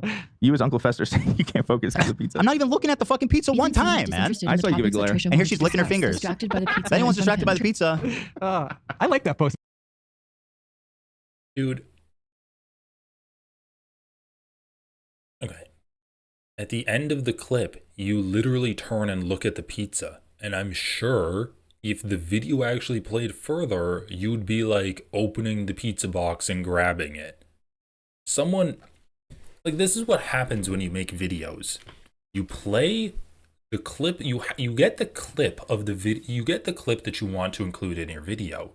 But then when you narrate along with the video, you preface it and you describe what you're about to see. and then you play the clip. But you don't want just a black screen while you're talking, and so you play a little bit before the clip that you wanted to highlight, right? And so you have the videos playing while you're talking, and then you have the clip that you led into. Okay, so like, yes, when she says you're distracted by the pizza, you weren't looking at the pizza. When she stopped saying it, you did start looking at the pizza. But the person who clipped this was being like, oh, Cruel World Happy Mind is dumb because the part where you were distracted by the pizza happened after she said you were distracted by the pizza. That's what happened. Is that wrong to say? And here she's licking her fingers. Distracted by the pizza. If anyone's distracted by the pizza. Like, look, he literally just turns and looks at the pizza, and then immediately this clip ends. Like, there's a reason it's only 6 seconds long, and it wasn't a broader point that she was trying to make that they can post onto the subreddit to show how stupid she is. I like that post. Is that wrong to say? She's really taking Taylor's advice. Don't believe your eyes. Yeah.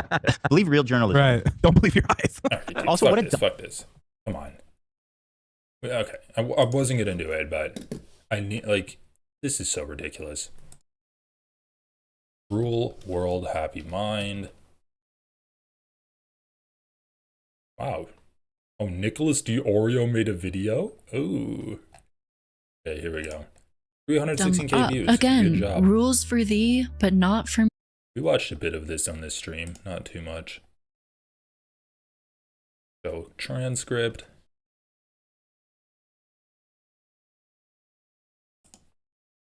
The podcast aired its 39th episode. Immediately, the energy in the podcast episode seemed off and went further off the rails from there. Ethan seemed disinterested in the topics that Trisha wanted to discuss, distracted by the pizza in front of him. Trisha called a bit centered around answering audience questions. Oh, well, I guess it did end there. This is stupid and lazy. Ethan responded, "A lazy podcast? You don't do anything for it. You just show up. We do all the work." And But also, like, I mean, he literally looked at the pizza at the end of that clip.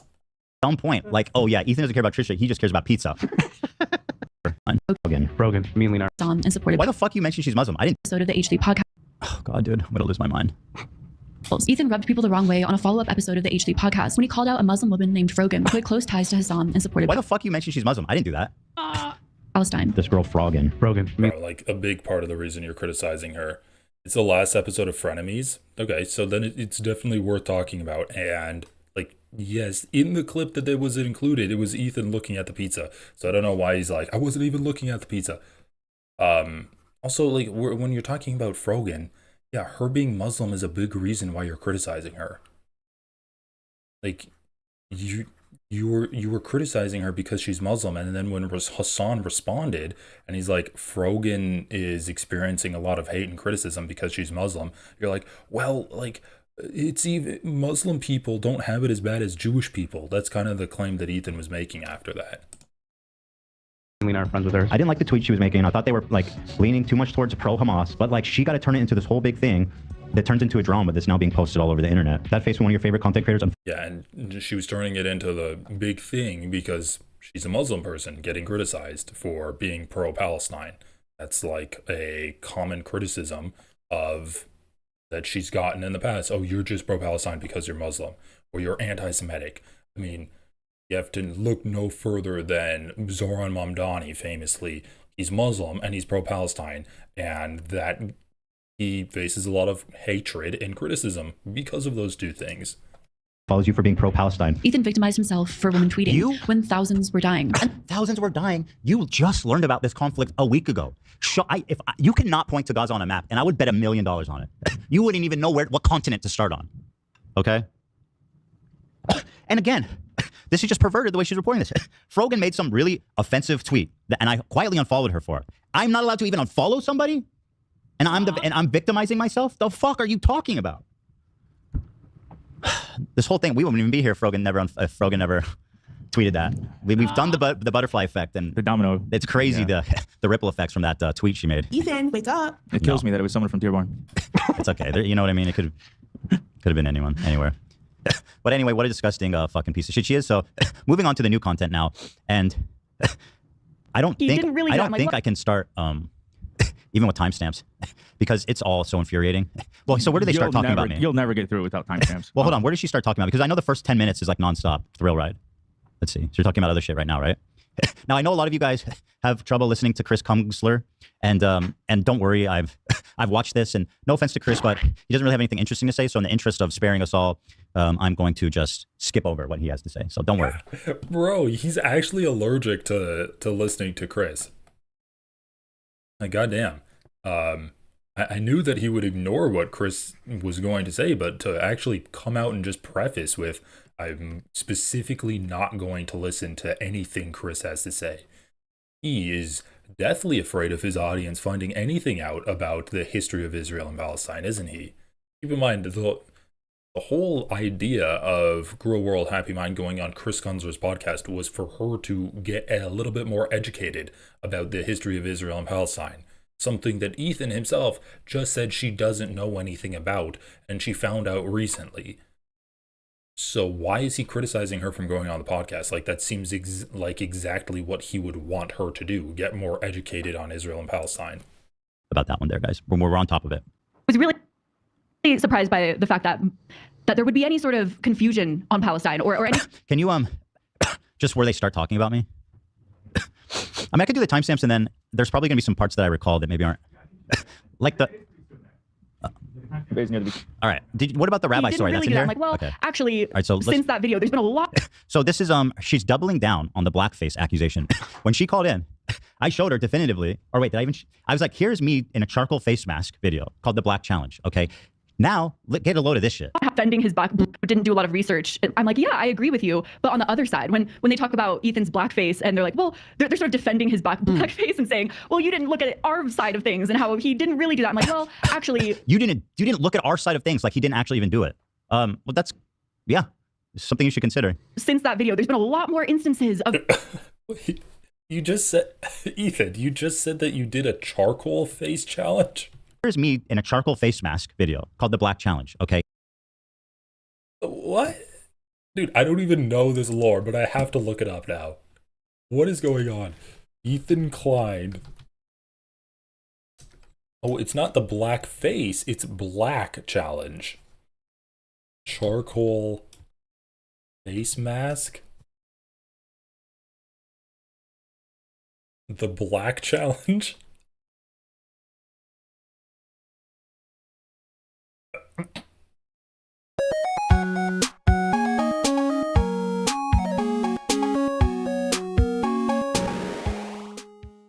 Welcome back to another very special episode of Ethan and Hila. Hila's been scheming on a new project, this time called The Black Project. Anyway, just thirsty, so I'm gonna have a little sip here.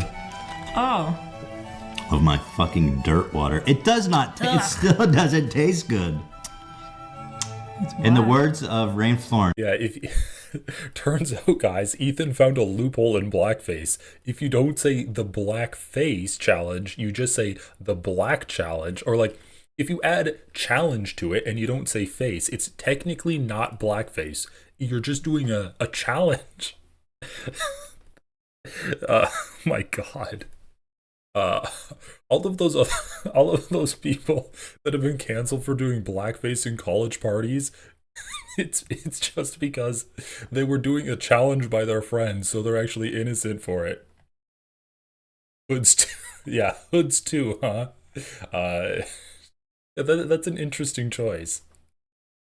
Looks just like my enema water. So first we have this black face mask. It's one of those products. Bro, you can't say it like that. You can't go black face, pause 3 seconds, and then say mask. My God, you can't do that. How are you mad at people for saying that you did blackface? You're like, we're going to do the Black Challenge and put on this black face mask. Dude, you can't go around doing this on the internet and then be mad when people are like, you did blackface. 9 years ago, you did blackface. It's like, look, just put this. Looks just like my enema water. So first we have this black. Yeah, I mean, you're totally right, Ray. Like, this is, I mean, Ethan loves to he loves to like be bigoted, right? But in a way where it gives him some plausible deniability. He does gross shit where he's touching himself to a teenager and like zooming in on her genitalia. But it's just because he's like, oh, I'm just mocking a Reddit that does that. I'm mocking a Reddit that does that. He says the N-word, he says slurs, he says homophobic remarks, but he's just quoting them, or this is what a character would do. I'm not doing blackface. I'm doing blackface mask. I'm doing a black challenge. Like, yes, they totally know what they were doing. And they got off on doing this shit. Oh, we're doing blackface, but it's not really blackface. Tastes good. Mask. So first we have this black face mask. It's one of those products that it's like, look, just put this on your face. You're gonna be everything wrong in your life is gonna be fine. Once you put this black schmutz on your face. I seriously need all the help I can get. So I'm going big. I'm getting it all over my black cape and beanie. Push it. Well, it's black. It shouldn't matter. I guess so. What do you do if you have like a beard? I don't know, your problem. It's pretty sexy. Straight Looney Tuning it. 1950s Looney Tunes. This isn't blackface, guys. I don't care what you say. This is an actual fucking product to clean your skin. You guys are bigots and racists for putting these racist remarks in your head. So he did blackface as a bit. Okay. Yeah, he did blackface as a bit. He showed people prolapses as a bit, right? It's not racism. It's funny. It's not sexual harassment. It's funny. I didn't launder the reputation of a racist and sexual predator in Jimmy Lee. I just made content out of him, and because we actually criticized him, it was pretty funny, right? Right, guys? That's my style of comedy. I did blackface, but ironically. Now, get a load of this shit. Defending his black, didn't do a lot of research. I'm like, yeah, I agree with you. But on the other side, when they talk about Ethan's blackface and they're like, well, they're sort of defending his blackface and saying, well, you didn't look at our side of things and how he didn't really do that. I'm like, well, actually, you didn't look at our side of things, like he didn't actually even do it. Well, that's something you should consider. Since that video, there's been a lot more instances of their blackface. But so this is just a material lie. I've never done blackface in my life. And the only time people point to is that video. And now she's telling people he can't stop doing blackface. Yeah, if you thought that was the worst example, see, I could have showed you all the other dozen times when Ethan's just showing up on a show in blackface all the time.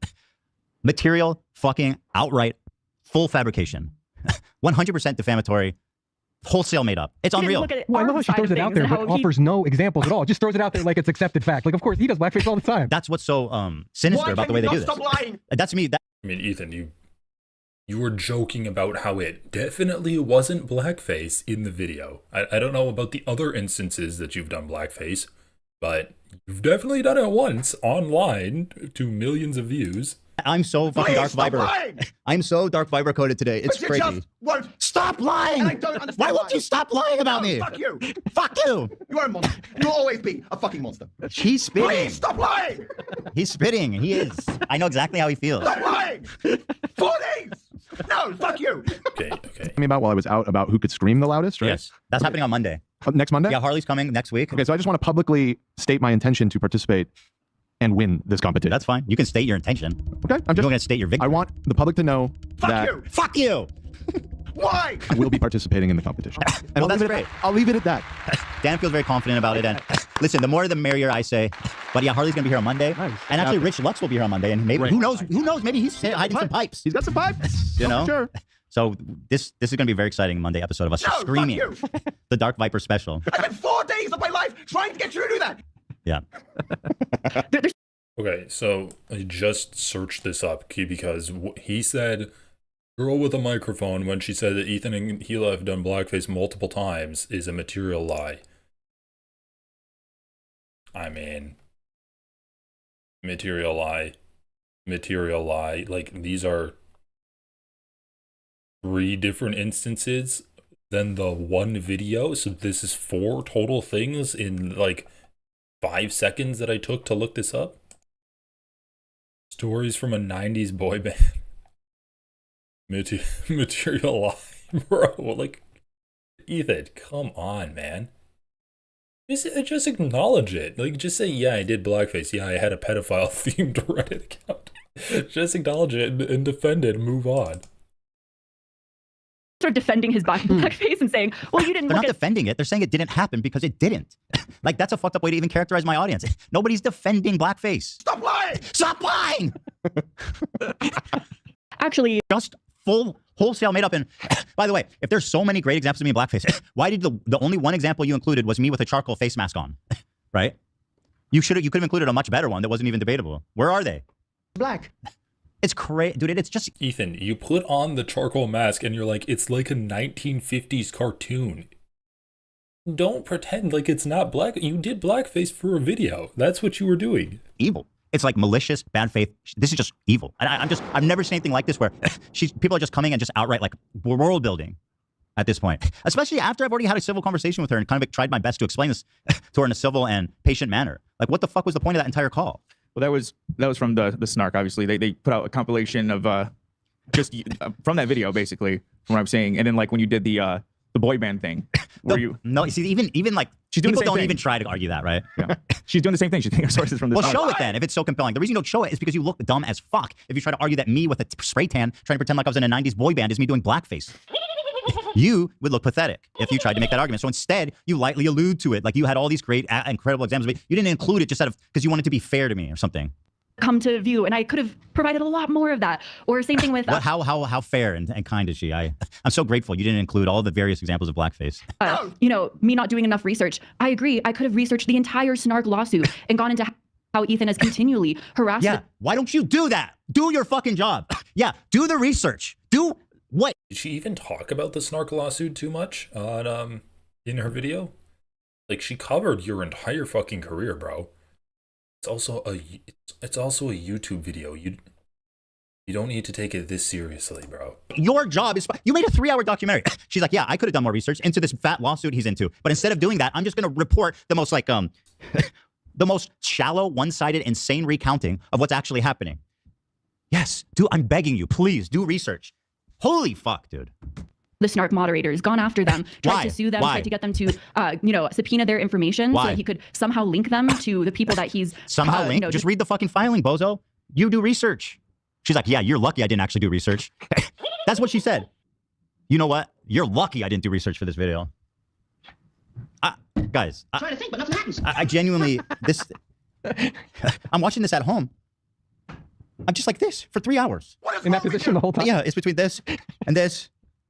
Bro, Ethan, why are you watching a conversation between not girl with a microphone, Cruel World Happy Mind, and Chris Kunzler for 3 hours on your day off? Just why are you doing that, bro? You have like 3 children. You're watching that shit for 3 hours. How do you do that? Like, how do you do that? I don't have time to do that. doing a lawsuit for copyright infringement. Why? Denim's, Casey-tron, Why? Frogan. Why? I could have gone into that as well. You should how have. he refuses to let any of that go. You should have done that. That would have been a great thing for a researcher doing a fucking 3-hour documentary on. You think that you would look into like the biggest thing happening in my world right now, right? Why wouldn't you do that? Because you're lazy and bad and dumb, and you're just doing this as a cash grab, and you don't actually give a single fuck about the reporting you do. Like, you don't care about your content at all. You don't even know anything about me. I could have done a lot more research in that aspect, and so I think that she's so stupid. She's literally like, "You're so lucky I didn't research things." But that's just an insult to you. That's all it is, man. Woodward, Bernstein, Lorenz. Like, once again, it's not I didn't research things, it's that she didn't cover those things, right? She's like, I could have covered your 4 other instances of blackface that you did. I could have covered your lawsuit with Snark, but I didn't do that. Cruel World. Yeah, it's a continuum. It's Watergate, dude. Mm-hmm. agree with them on the other side of things. And By the way, I noticed she's covered her fucking nasty cum-stained chair. What? You had the decency to do that for Chris, huh? You came out full force with your nasty ass stained chair. What the fuck, dude? What? He's saying that her chair is, what is that, like a cat or a dog on a blanket in her chair, and he's like, oh, you covered your cum stained chair? God damn, bro, this guy is so gross. agree with them on the other side of things. And by the way, I noticed she's covered her fucking nasty cum stained chair. What? You had the decency to do that for Chris, huh? You came out full force with your nasty ass stained chair to distract everybody. Disgusting. And a lot of times when they say things like, oh, he's apologizing. How are people laughing at that? People are laughing at him just saying, like, once again, this is like pretty on the nose sexual harassment. Just being like, yeah, her chair is covered in cum, and his crew is I almost said his audience, because they do act like an audience to him. More of just like hype men, right? Like I made the comparison before, but they're like Disney bullies. They're like the henchmen of Disney bullies. They slap his hands whenever he makes a snide remark that they think was passingly clever. And they jump in and support him when he can't think of anything. They're like, you're the man, boss. You're so cool. You're awesome. Like they're like cartoon henchmen. That's what his producers are. It's like, oh, and she covered up her cum-stained chair, and they all cackle at it. Why? That's not clever. That's not funny. It's just gross. Like, sexual harassment aside, it's still just like a gross thing to say on your show. Apologize for his slurs. Where are those apologies? That's your job. Your job is to look and find them.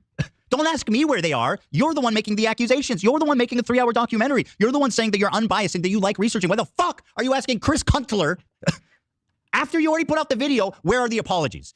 Stop lying! That's your job! Please stop lying!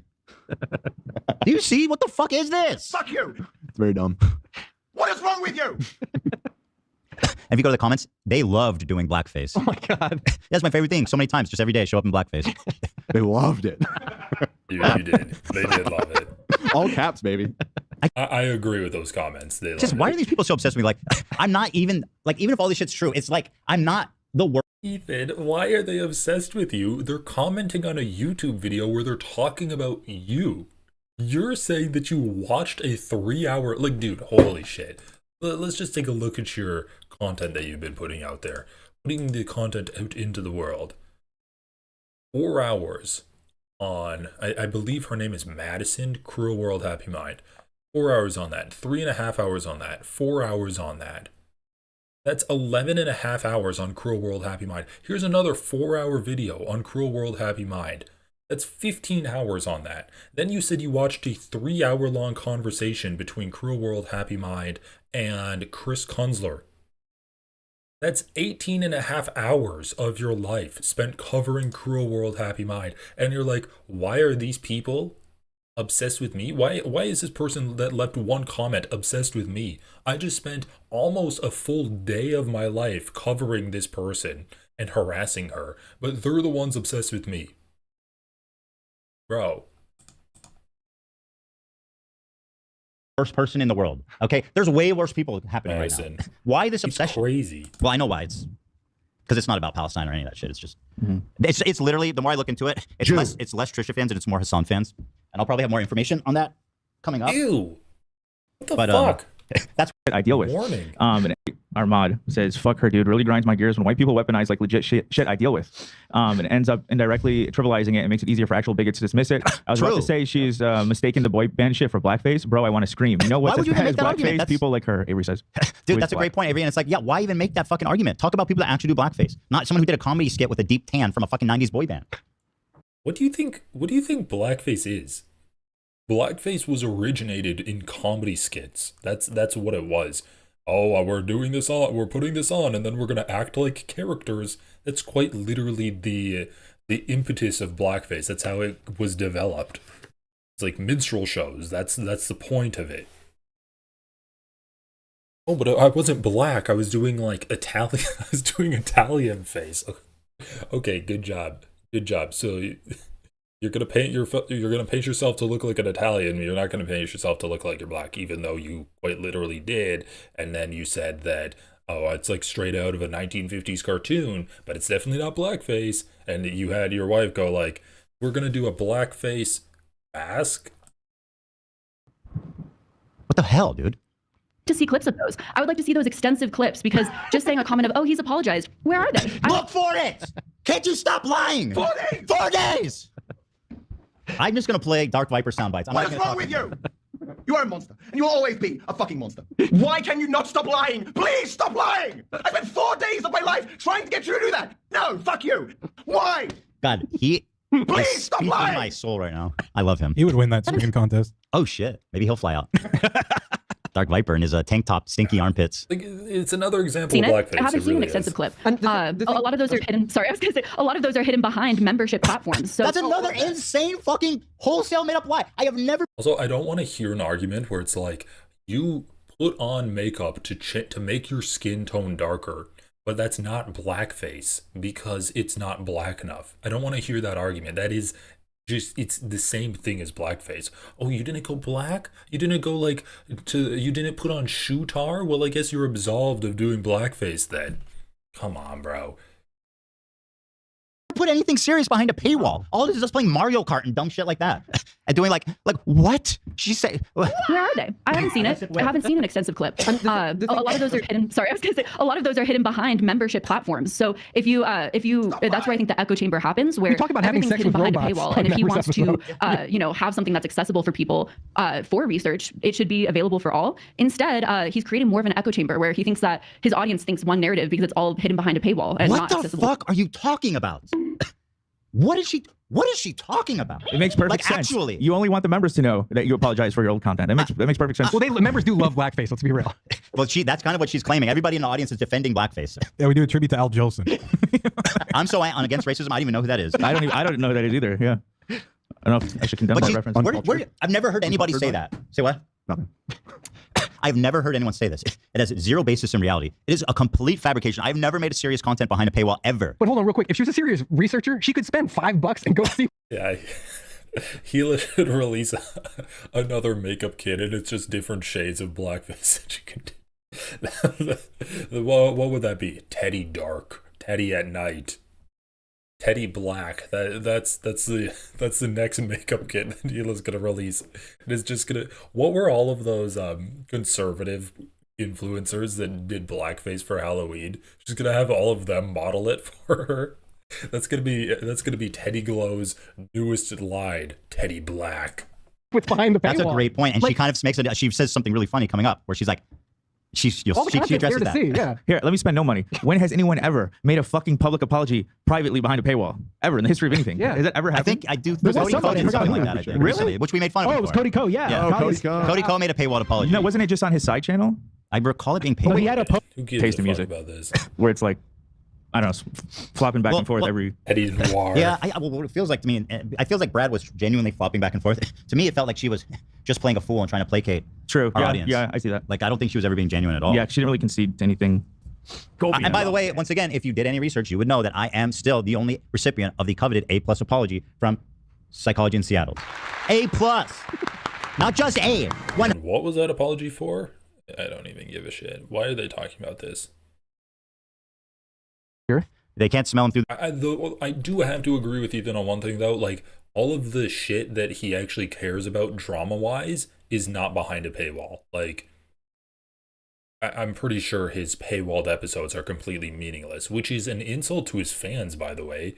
But I believe all of the shit that he cares about putting out there and that he thinks pertains to his public image is not paywalled. So I will give him that.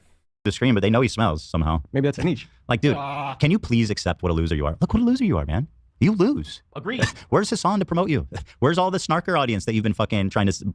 Even they don't want to watch this crap, man. This is the thing, Ethan. When iDubbbz makes a video, he doesn't cry when he doesn't have people helping him out. He'll just sit there and stream. He doesn't need 10 guys slapping his back and high-fiving him every time he makes a zinger that he's afraid might not have landed properly.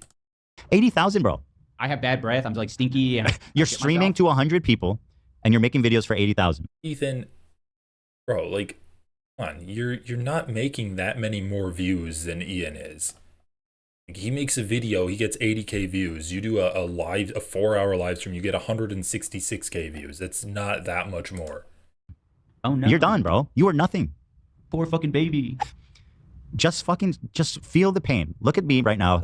And then you see his next video has 478,000 views. Looking at you. Look how nothing you are. You've lost everything. Your integrity, your friends, your audience. First video in 2 months, by the way. Everyone was on the edge of their seat for this one. He says he worked so hard on it, on his stream to 100 people. Brother. I chose Hassan over my dad. Literally, by the way. What? Anissa, look at this. Look at the life you've built together. I know you're watching. I know it gets cold in Alberta. I hope you guys can afford heat still. Yeah. Fucking idiot. What a loser. Might be the biggest loser on the whole internet. You know? Wait, earlier in the episode, I thought you were saying that about her. No. I didn't call her a loser. I said she's bad faith, sinister, malicious. Yeah, I called him a loser. Okay. Like lol-cow loser, pathetic, like just pathetic. You know what I mean? Like just wallowing in his own shame and filth. Yeah, and his breath probably All smells the like hot dog reflection, water. Ethan. That would be such a step up for you. Fuck you. Your breath smells like bitch. rotted mango juice. Fucking week old mango juice, brother. Stop. Hot dog water sounds like a Tic Tac, like you fresh breath compared to what the hell you do. It's horseshit. You guys want to order Mexican food? I didn't eat lunch. I'll eat something. Yeah. You're the first person. Fucking groundbreaking shit here, guys. And now you're still like, oh, well, it's not that. It's not that. It isn't that. Well, it was never that, right? The M word I said, I gave you the context, whatever. And you know, since the beginning of time, first it was conservatives who made these R-word compilations and spread them all over Twitter. Now it's leftists. They're using the same compilations made by actual fucking racists who are like calling me a hypocrite. They're like, this guy's not racist enough. For me, it's like, I just hate when it's like packaged with talking about Palestine. He's like, conservatives made N-word compilations, but now leftists are using them too. Okay, well, that's irrelevant. Like, you have N-word compilations that you said. That you can't be like, well, it's illegal for you to look at my N-word compilations as a leftist because conservatives originally made them.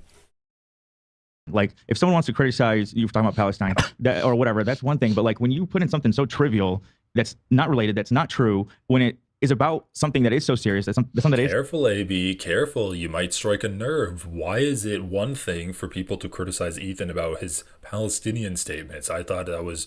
I thought that Ethan was the paradigm of pro-Palestinian content creators. He's the perfect example of them. Why is it one thing to criticize him for his Palestinian statements? So horrible that's going on right now. It makes such a joke of it. Like, she's trying to say that she's getting canceled for, you know, defending Palestine. That's not it at all. It's you packaged it with all this bullshit. It's fucked up. Nobody's canceling. Nobody's criticizing for defending. The only people criticizing for about Palestine are saying she didn't go far enough to defend. Right. Like, nobody's mad at her for talking about Palestine. Mm-hmm. I've never even seen any criticism like that. Anyway, I promise you guys you didn't have to listen to this guy, so I skipped forward. I'm making good on my promise to not make you listen to this cum guzzler. That's his last name, literally cum guzzler. Shut up. Kunzler. I mean, it's Kunzler. And she's got a cum stained couch? I didn't. What does it mean? I don't know. Ethan, you did... Okay. But this is like when Taylor Lorenz says I sexually harass her. Yeah. It's like, that's actually... Ethan can't... Ethan, no one brought up sexual harassment except you. You said that Cruel World Happy Mind has a cum-stained couch and Chris Kunzler is a cum guzzler. And then you're like, but like, why do people say that I sexually harass people? Like, you say these things, and then you're like, and I bet Taylor Lorenz is going to say that I sexually harass women.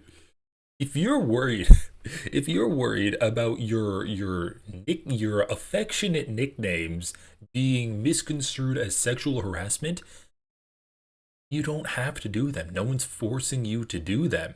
Like, if in the back of your mind you're like, oh man, like maybe people are gonna think this is sexual harassment, like this isn't good, you can just stop. You can fucking not make sexual remarks about people that you're attacking, like especially about women. We all know how he fucking fantasized about dating Denims and her being his girlfriend, and that she like wouldn't be a good girlfriend and she wouldn't be a good mom. Like, that weird fucking fantasy that he strolled down. And now he's talking about how Cruel World Happy Mind has a cum stain on her couch. Like, what the but it's not. But guys, like, stop saying that I sexually harass people. Like, Taylor like immediately jumps to Taylor Lorenz. People actually get sexually harassed, okay? Me making fun of you for simping over Hassan is not sexual harassment, lady. By the way, you said that you wanted to fuck him. Favorite person in the world. She may be sexually harassing Hassan, if anyone. True. Right? He's hot. Go ahead. Reasonably good looking and like cool and dresses cool. But you know what I mean? Like Hassan would be an influencer no matter what he was saying because he is very attractive and very Leave cool. him alone. Jesus. He's so much more than that, okay? It's not sexual harassment. Saying that someone's attractive is like normal communication. Hey, can you just talk about his intellect, his political takes? Why does everything got to be about his physical? Oh my God, Ethan. Come on, bro. Remember when Ethan was mad that Hassan's like, I'm smarter than Ethan and I'm more good looking than Ethan? And then Ethan got mad and he was like, why is Hassan, like, it's one thing for him to say that he's more attractive than me, but to say he's smarter than me? I mean, come on, dude. That's just like, that's too far. And now he's mad that people are complimenting Hassan's looks? Holy shit. Dude, just like, let's take a step back. This guy once upon a time had a podcast with a political streamer. They broke up that podcast like 2 years ago now. It's been broken up over 2 years ago. Yeah, like 25 months ago, the podcast has been broken up. They've had minimal contact since then. Then he's been completely obsessed with Hassan for the last like 13 months, just covering him nonstop. And now he's playing a soundbite of a woman like that is tangentially colleagues with Hassan, and saying that Hassan is attractive, and he's malding about that. He's getting mad that they're playing a soundbite of someone saying Hassan is attractive. Yeah, and also like Taylor Lorenz is right. Hassan he's funny, he's conventionally attractive, and he's got charisma. Like, even if he didn't talk about politics, he would still be like a social media figure because that's what he's interested in too. And Ethan's getting mad that she's complimenting Hassan. Hassan would be an influencer no matter what he was saying because he is very attractive and very Leave cool. him alone. Jesus. He's so much more than that, okay? Can you just talk about his intellect, his political takes? Why does everything got to be about his physical appearance? She's just a young girl with a crush, man. Come on. That's right. I forget She's just a schoolgirl. You're right. Thanks so much for chatting with me. You're welcome. For you, if you're happy to talk about it. It really depends on the day to day, I think, and how much I'm willing to shut it out or engage with it. I think when everything first happened, it was a new experience for me. And once again, like, he's like, Taylor Lorenz is going to say that I'm harassing her because I say that she's simping for Hassan. But what does he actually say? Well, she wants to sleep with him. That she has a crush on him. I kind of mentioned, and talking about being harassed. I was really surprised. I was kind of talking Dude, about she's this like the most inarticulate person maybe ever. Have I said that before, Dan? Probably. I mean, probably at some point. Less than the other. She talks for a minute and like has said nothing. My editor, who, I've been working with for forever, and one of the most upsetting aspects is and also most hilarious is they tried to claim that my team is like a team of snarkers, and so I didn't have any involvement there. I mean, who's your editor? Who's your editor a fan of? You're telling me your editor's not on Snark? You're telling me you're not on Snark? You're telling me your best friend Taylor's not on Snark? Is that actually your argument? Why even bother to argue that? The snarkers, which is hilarious to me because they're two dudes, one in the UK, one in Australia. What the fuck does that have to do with if they're snarkers or not? Yeah, what? She goes, they couldn't be snarkers. They're two dudes from UK and Australia. The hell? Okay. Her brain doesn't work like ours does. Who I have been working with for almost 5 years. Chris, are you just gonna sit there and act like what she's saying even makes sense, brother? He's being a gentleman, I must say. Speak up, man. Speak up. Ask her what? Ask her what? Can you clarify your points? All right, Ethan, if you can't understand what she's saying that I worked with these people for 5 years. They were with me since like the creation of my channel. I do not have a team that was built to snark on you. Why I didn't reach out to snarkers and make a team around hating you. My team are people that I've been with for years at this point, and they're not specifically just out to get you. That's what she's saying. It's pretty simple to understand. I'm not surprised that your gaggle of goons that are surrounding you aren't explaining that to you, but I am kind of surprised that you're unable to understand what she's saying. She's allowing her to brother. make her sentence. You're patronizing her, brother. Stop lying! Point and almost 5 years, right? 4.5. But anyways, so my editor, I was kind of talking about this, and so she's been talking now for like 2 minutes, and what she's conveyed so far is that her editors are men from foreign countries, and therefore it's absurd that they're snarkers. 2 minutes. And she's known them for a while. Yeah, known them for a long time. Yeah. She could have said that in 2 seconds. He said they're from Australia, not from foreign countries. I'm zoned. I couldn't even follow. Yeah, and I don't blame you because it's hard to at a certain They point. couldn't follow? Dude, how fucking stupid are these people? You can't follow what she's saying? She's like, I've been with these people for 5 years. They're not snarkers dedicated to hating on Ethan. They're my editors that are a part of my channel. Dude, like Ethan saying her team is snarkers implies that she reached out to people that have been like dedicated to hating on Ethan Klein, and she had them help her make this video. That's what the implication is. And she's like, no, these people are people that I've worked with for years. They're not snarkers. Okay? That doesn't mean that they're like, I don't know, like not aware of what Ethan's doing, but it means that they're her people. They're not snark people. That's what it fucking means. I don't know why no one in this studio is capable of understanding that. Parse through all the bullshit. Straight on the nonsense. Right. all of this happened, I was just kind of surprised. And yeah, just wanting to understand, because I was so, I really thought most people would understand. I was really surprised by so she still said she said nothing. The fact that there would be any sort of confusion on Palestine or any sort of divide. Chris, are you just going to sit like you're not listening, bro? You can't possibly be listening to anything she's saying. What are you nodding at? A flood of comments that were saying that what I had said was anti-Semitic, that that Chris, just completely disagreed say with something. my stance. I was very confused on that. And just from a sort of morbid what is she curiosity, talking about, was man? reading Ethan, I'm going to fast forward every time Chris Kunzler talks. Also, Ethan, interrupt the person because she's been talking for 40 seconds straight. comments and messages wanting to. This is almost like a meme at this point. Like you could run this like as a sound drop. Yes, it's yeah. just like nonstop yapping about nothing. What would you do in this situation? I mean, true. He's kind of stuck. He invited her on the show. Exactly, Yeah. And could you really honestly pay attention for this long? No, you're fucked. Yeah, He's you're fucked. like shopping online or something. By the way, I don't know if you guys He's noticed. looking over like he's playing a game or something. Yo, I didn't notice if you guys saw this about Chris, but he listens to vinyl, bro. Oh, that's sick. So That is kinda sick, sick, bro. dude. Vinyl, brother. He's not like the rest of Tell it's us. in heavy use too with the stacks of paper and He's an audio head, dude. It's clearly audiophile. What do you think he's into? 80 folk or something? Tupac. Tupac on vinyl. The best way to listen. He's so sick. Wait, though, zoom bro. in on the preamp though. What's he working with there? He's got a rig, man. I mean, Yeah, man. No, he's sick. That's what I'm The saying. You can't fast forward everything Chris Kunzler says and then be like, oh, I'm gonna make fun of him for having a record player. We're What is this hairstyle? He was like, I want to go back to the Prohibition era, but I also look like a domestic abuse victim with a black eye. What is going on? Seriously, Gila is having an identity crisis. live for the whole world to see, my friend. Oh, are we?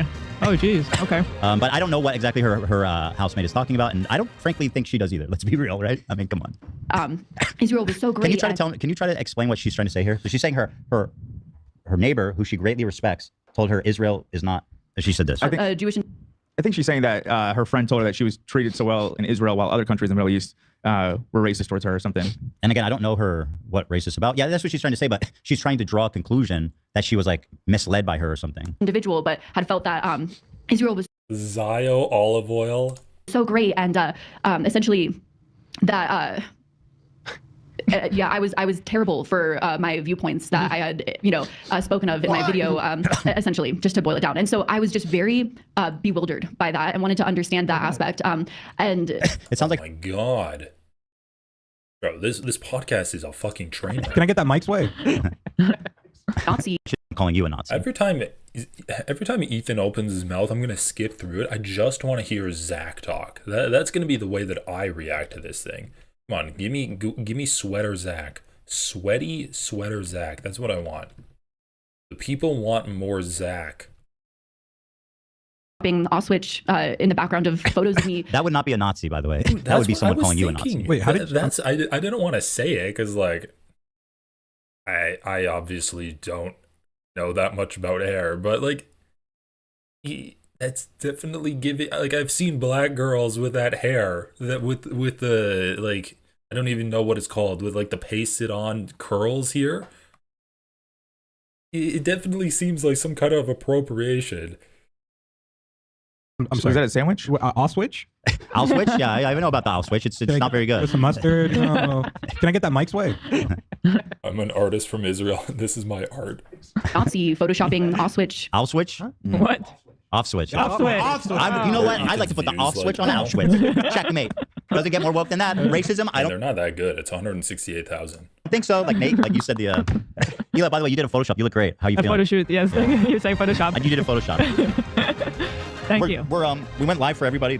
Yeah, what did I miss? Just watching our video. Okay. I thought it was important for the general public. So tomorrow we're going to be coming back for members. Okay. Because we love them. Yeah. Yes, We we do. do. Can't We debate are that. obsessed with them. We're obsessed with our members. Yeah. In like a weird way. Vete a la verga way. We're Can I get that? the verga way. Yes. Zio Maybe a olive oil is so good. That's happening. How many Palestinians have died? How could people still feel this way? She's literally doing the thing. She's like, during a genocide, how can you possibly criticize me for calling someone a pedophile who didn't do anything? Huh? I mean, I don't know. That's what I think she's trying to say. She says, well, Okay, I'll try to editorialize what Ethan's saying every now and then, but I actually listen to what he says before I do it. Before I'm like, let me recap what he just said. Let me paraphrase this for everyone. But no, Ethan pauses it without listening to her at all. Is like, she's saying there's a genocide going on. Why are you mad at me for calling you a pedophile? His goons are like, what are you talking about? And Ethan's like, I don't know. That's what I just assumed that she was gonna say. Why don't you just let her speak, bro? doing the thing. She's like, during a genocide, how can you possibly criticize me for calling someone a pedophile who didn't do anything? Huh? I mean, I don't know. That's what I think she's trying to say. She says, well, all these people are dying. How can you care about me? What? Doing bad research on somebody. That's happening. How many things have escalated? With how many, with the genocide that's happening, how many Palestinians have died? You do not how understand could what's people happening. Still feel this way? That's what I'm trying to understand. Oh my god, he puts words in her mouth. Even his lackeys are like, what are you talking about? He's like, I don't know, let's just play it. He rewinds it to play it, and then it talks over her to make fun of Chris. Said he's on Uber Eats ordering For real. and I can't see it. Yeah. Like, bro, don't her. Don't patronize her. She don't make any sense.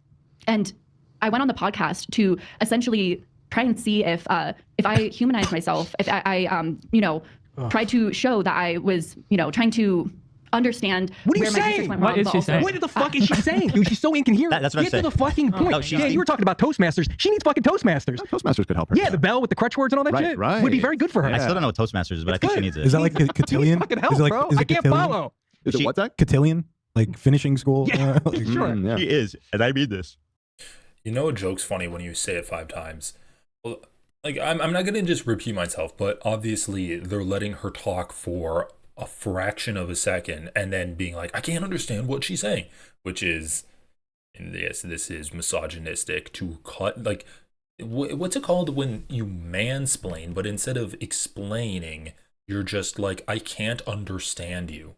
It's like misogynistic incompetence. I can't understand when a woman speaks to me because she's just hysterical all the time. Like, that like learned incompetence, but it's just the misogyny version of it, where you're just misogynistic against women, and then you say that you can't understand them, or they're just like automatically doing it wrong. You don't even let women try, or like, oh, you can't fix the car because you're a woman. Just you're doing it all wrong, even though they are doing it. Like, you're not even giving them a chance to get anything out there. It just sounds like shrill bickering in my ears. Bah, bah, bah, bah, bah, bah, bah. I don't know. Dude, shut her the fuck up. I can't understand. But I'm like, this is very misogynistic what they're doing. And then, yes, you have them cutting her off, not letting her speak. And then you have Zach saying his joke 5 times, and it did land on the 5th time. I have to give him credit. On the 5th time, it was pretty good. understand What are where you my research saying? went wrong. What is but she also- saying? What the fuck is she saying, dude? She's so incoherent. That's what I'm Get saying. to the fucking point. No, she's- yeah, you were talking about Toastmasters. She needs fucking Toastmasters. Toastmasters could help her. Yeah, the bell with the crutch words and all that Right, shit right. would be very good for her. I still don't know what Toastmasters is, but I think she needs it. Is that like cotillion? Fucking help, is it like, bro. Is it I can't cotillion? follow. Is it what's that? Cotillion? Like finishing school? Yeah, like- sure. Yeah. She is, 3 times. and I read this. 3 times The the most charm. inarticulate person that's ever walked this earth. You know. Yeah. Well, Ian makes a strong argument. Bobby loves boots. have a real conversation, like a real human being, to Ethan. If his audience Did we not do that? Oh my God, how did we not have a real conversation? Did we not do that? Well, you guys tried. If anything, we tried, and she was the one walking on. Why the fuck is Lena crawling around behind the desk? Like, what the fuck is going on? I saw her crawling around there last time. Is she like picking up their dog's shit or something? Because I saw their dogs there too. Are their dogs just pissing and shitting all over the studio, and they have Lena to be a glorified cleaning woman that also goes on camera to give them the appearance that they have a familial bond in their podcast? And eggshells, like trying to evading. Yeah, not say what she's actually thinking. Like just speak. We were having a real conversation. Were you there? Who was I talking to? What is she trying to like? She's saying that we treated her unfairly, and she's getting her, and our fans are treating her unfairly, and she's a human being. God damn it, I think. He's actually just cleaning up after their animals. Notice how after every point you have to pause and we have to translate. Yeah. Because we need a whole group. How many people are here? 8 people to put our heads together to interpret what the fuck she's saying. And we're not even sure we got it right. I think people. Fuck you. Listen, I think people translated the Rosetta Stone quicker than we're getting through this fucking video. Yeah, right? usually a video like this, I put in 2 times speed. I couldn't. This took so much longer than I expected watching this. I'm still in my fucking pajamas. I'm still in my sweat. Dude, AB actually does kind of look like Michael Jackson. Like I feel like he's gotten a lot of work done. Yeah, like if I talk about how they're like, we can't understand her, we need to translate this shit, I'd just be repeating myself. I've gone over this all already. They are misogynist against her. They're also afraid of her actually making a point. So they're just talking over, like, this is a bullying strategy, and it's a strategy to make their audience feel like, oh, well, there's no good valid criticism. All of the people that criticize this show and criticize the people on this show are just like 1-digit IQ drooling Neanderthals. That's all that they are. They're incapable of even articulating themselves to say that they need to take a shit, and so they just like defecate themselves. Her couch is absolutely disgusting, and she's actually kind of a slut. Her couch is covered in cum stains. That's Cruel World Happy Man. She's also fucking ugly. Remember, the first thing they did is instinctively say that, like, didn't even play the video at all, just zoom in and criticize her looks. Oh, what, she has bangs? Oh, she has teddy bears on her bed? That's kind of pedophilic, isn't it? My home Crocs. I surprised the fuck out of You me. got home Crocs? Yeah. Nice. would even be willing to take that in. And there were essentially a few days where there was a bit of a confusion within the audience. I got a few kind messages from H3 fans that No, you were didn't. essentially like, welcome You to did the not. family, which isn't Nope, you didn't. No H3 fan said welcome to the family. Well, not I think cool at that all. But I think some people were waiting to see how she was gonna handle things after the Well, conversation. you're gonna. There were some people. Yeah, that no, there were some Well, I people. guess people were being gracious after. You mean after the Yeah, conversation? yeah, right right. The after, yeah. conversation because Okay. we ended on Okay, somewhat yeah, of some like, were nice. People were nice okay, to her. okay, maybe we understood each other a little bit. So people were being nice to her. That's her complaint. Yes, Okay. but I think as time went on and we saw that she was not making any changes to the video except removing like a few singular seconds. I'm kidding, not singular, but she removed a what, minute 10 and or a half. something. A minute 10 or 15. So after people saw that, including ourselves, everybody started to feel a lot more bitter about like what was the conversation even for, you know? But now this conversation just really, seals the deal for me. welcome to the family. I really liked hearing you speak. I really liked your story on this, or I liked that you went on the podcast, had the bravery to do so. I liked hearing that you. So are we getting death threats or nice messages? Right.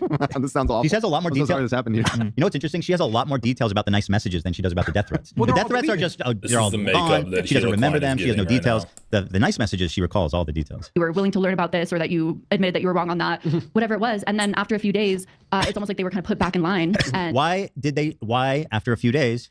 And by the way, I don't think I even commented on it until the end of the week after it'd been like 4 days of you not fucking. Okay, this is so dumb.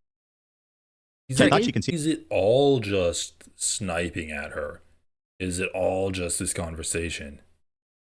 Started her first and only book on the topic, and she's halfway through. So She took notes though. The Protocols of Zion? yeah, I think that she picked up the protocols. Wait, I don't think she's there. Any Jewish women want to call her a Nazi B word? I don't think she's there. Oh, she's not there. Fair enough. I'll call my mom. That's the old one. Or people that are in an MLM company that have been heavily, again, this is much more complex, where there's religion, there's harm, there's a genocide happening. It's much. Dude, shut. Wait, is she talking about multi-level marketing? Yes, she said No, that. no. Yeah, I don't know, man. I'm gonna try this next time. Next time I'm late or whatever, I need an excuse. I'm just gonna be like, you guys, you don't understand. Since September 11, you don't know what this I've gone through. You don't know, like, you know how much the U.S. gives to Israel. I'm just like throwing out shit to you, like, all right, you're fine. And that's all connected. Yeah. It's actually even deeper than that. It's more complicated, and like I know it's just so complicated, but at the same time, what I mean to say is that while it is very complicated, there is something to consider about the way that the Jews are raised. It's like Tom Selleck doing the ads. It's just a Jewish loan. It's just a It's just a loan. I got a nice meme here from the subreddit. Cruel world, happy mind talking. Coherency, word count. Yes. We're inverted. Oh no. On the graph inverts. It's bad. Yikes. Yikes, that's math right there, buddy. Sorry if it sounds insensitive, but I felt similar to the way that when I was covering MLM companies, and I would see people who are heavily indoctrinated into this company, where it's almost. Okay, so she's saying Jew. Like this is, man. This is not a response to her. This is them just having like a circle jerk making fun of her.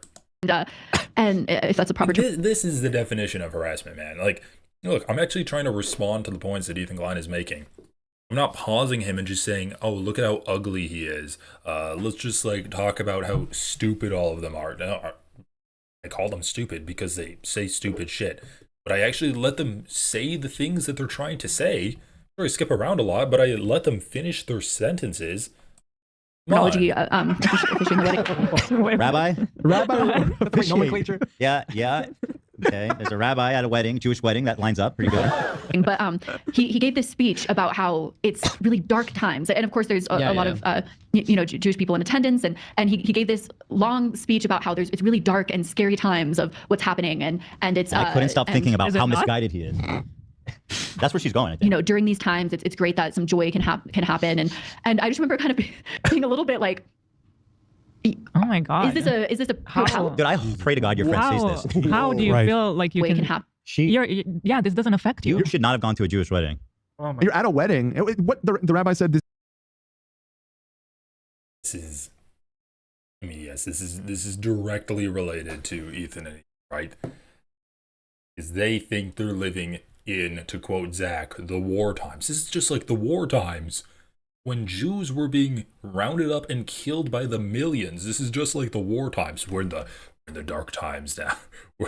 We're in the end game now, boys. No. And why are they saying that? Because people don't like Israel. That's the reason why. That's the reason why. And yeah, some synagogues donate to Israel as well. And so if like Zohar Mamdani says, I don't want to allow synagogues to donate money to colonizers in the West Bank because that's terrorism and it's against international law, and I'm going to uphold international law.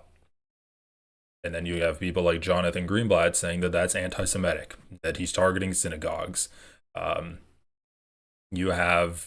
let's put this into perspective and context also.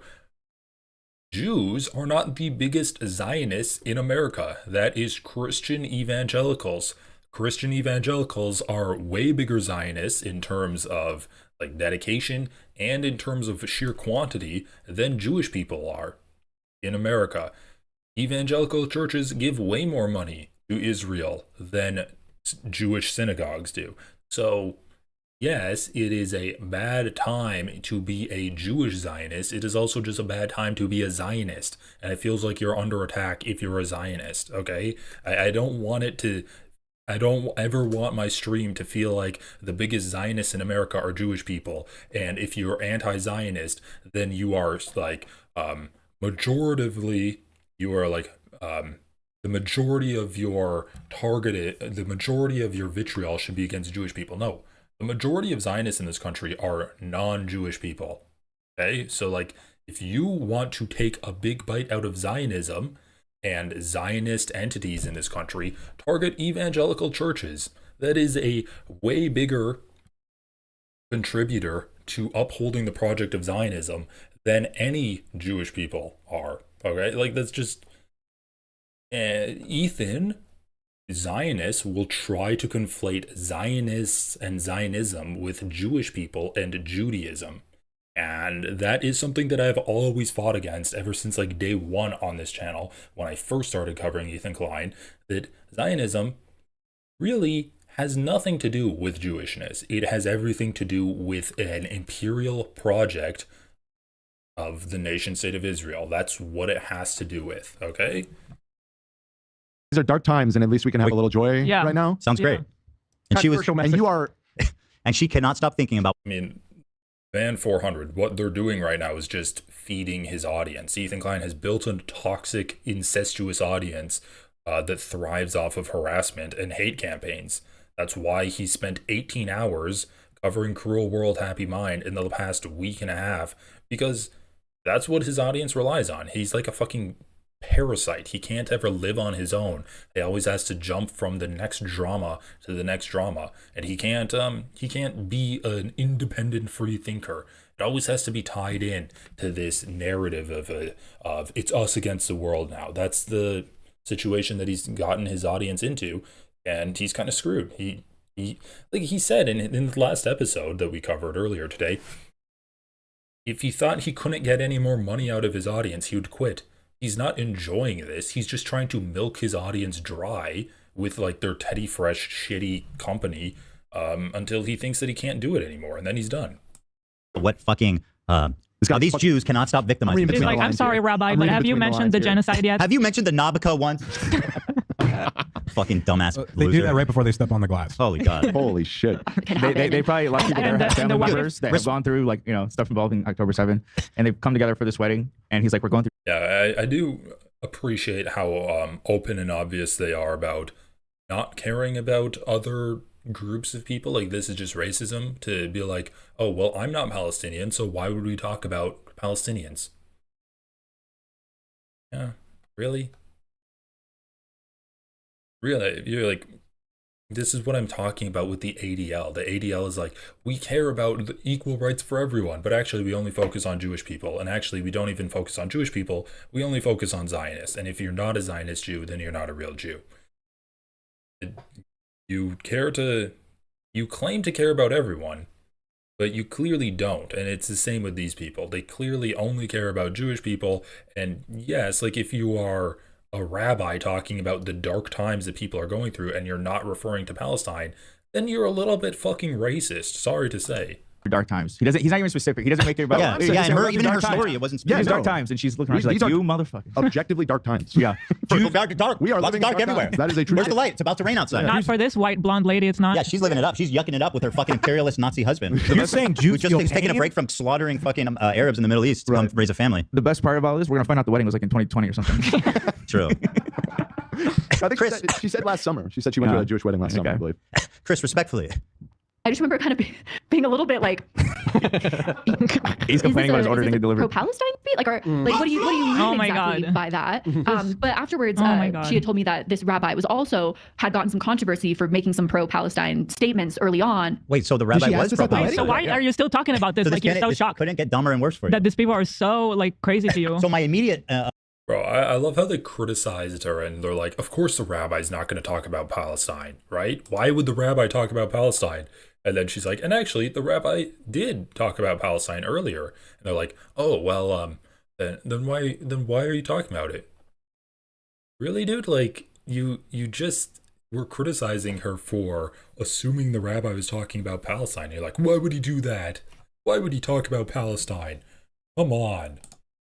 So I heard a rabbi talking, and my immediate instinct was that this Jew was self-obsessing and not focusing on the Palestinians. Right. But what I learned is he actually was focusing on the Palestinians. But Yeah, and what was that? Like her family is her husband's a Nazi, according to Ethan. he's still a Jew. Right.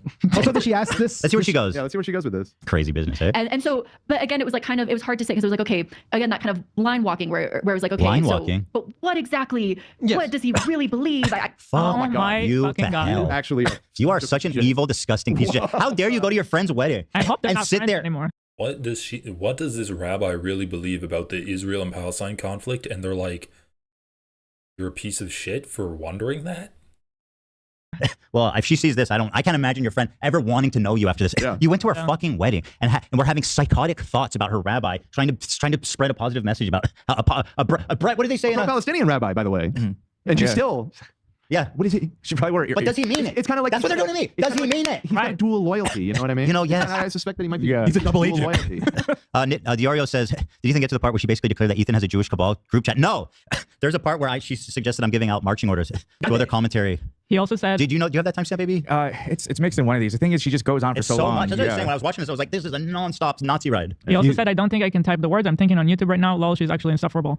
We all are feeling that. She probably wore like earplugs at the wedding. She's afraid like there's some kind of mind control thing. Yeah, going on there's a there. spell, dude. We're all thinking TOS shit about Cruel World Happy Mind. I was wearing a hat that I lined with tinfoil. What a disgusting, vile fucking person. The words just are not there for me. Vile. Just They know. assume it, like this is going to follow you, Madison. Like you don't realize. I genuinely, again, maybe I'm giving her too much credit, but I or not enough credit. I think she's too stupid to realize how fucking insane. She's being what snark-brained. No, but she got criticized. I thought that on the first call. I thought on the first call, maybe there's hope for her and she's just stupid. Me too, I thought, yeah. This time I don't think No, that it's over. anymore. She got literally snark-brained, and it keeps happening. I keep trying to tell people what it is, but nobody listens. No, but They she get slapped. actually like She got destroyed. Oh my god, every time someone criticizes me, they every time I come into contact with someone, they end up criticizing me, and when they find out more about me, they like me even less. What? This is such a weird common phenomena with everyone that I interact with. That's strange. It's such a shame. It's like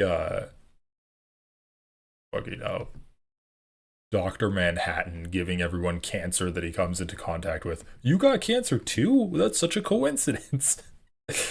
Even though that one actually was a conspiracy to make him go crazy. So in that case, Ethan would actually be correct.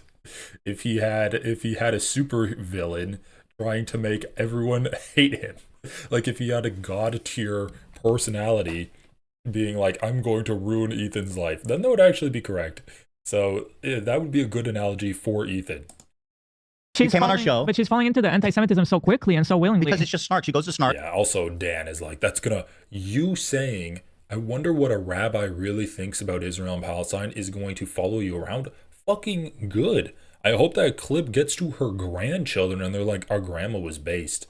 Like, are you serious? You think being anti-genocide is going to follow her around and that's going to be a bad thing? And she sees all them defending her with like insane talking points that nobody with a sane mind would ever repeat. And she's like, yes, yes, yes, yes, yes. And she's just repeating all the shit she read on that Nazi forum. I mean, talking about being programmed, like right. You're being programmed by these people. She's Just an repeating MLM. stuff. Yeah, who's an MLM Shit. lady? Cult? Nazi? Yeah. You ever heard of the Nazi party? Her being quote unquote pro-Palestinian is like on par with Andrew Tate being Muslim. It's like, oh, stop. You're doing it for the right reasons. Yeah. You're doing it because you care, clearly. Yeah, shut up. I love this And so, wedding. again, anecdote, before though. making This wedding was a this video, I disaster for her, by the way. Boy. Very traumatic. Getting all these, Can you imagine a room full of Jewish people? He was pro-Palestinian, but I didn't trust him.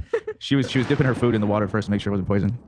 Can you believe True. the bride had the microphone to say I do, and she didn't take that opportunity to say free Palestine? So selfish. That goddamn bride. True. Racist much? Zionist? Brainwashed from birth much? interesting messages, and so I kind of had spoken with her and was a little bit like, okay.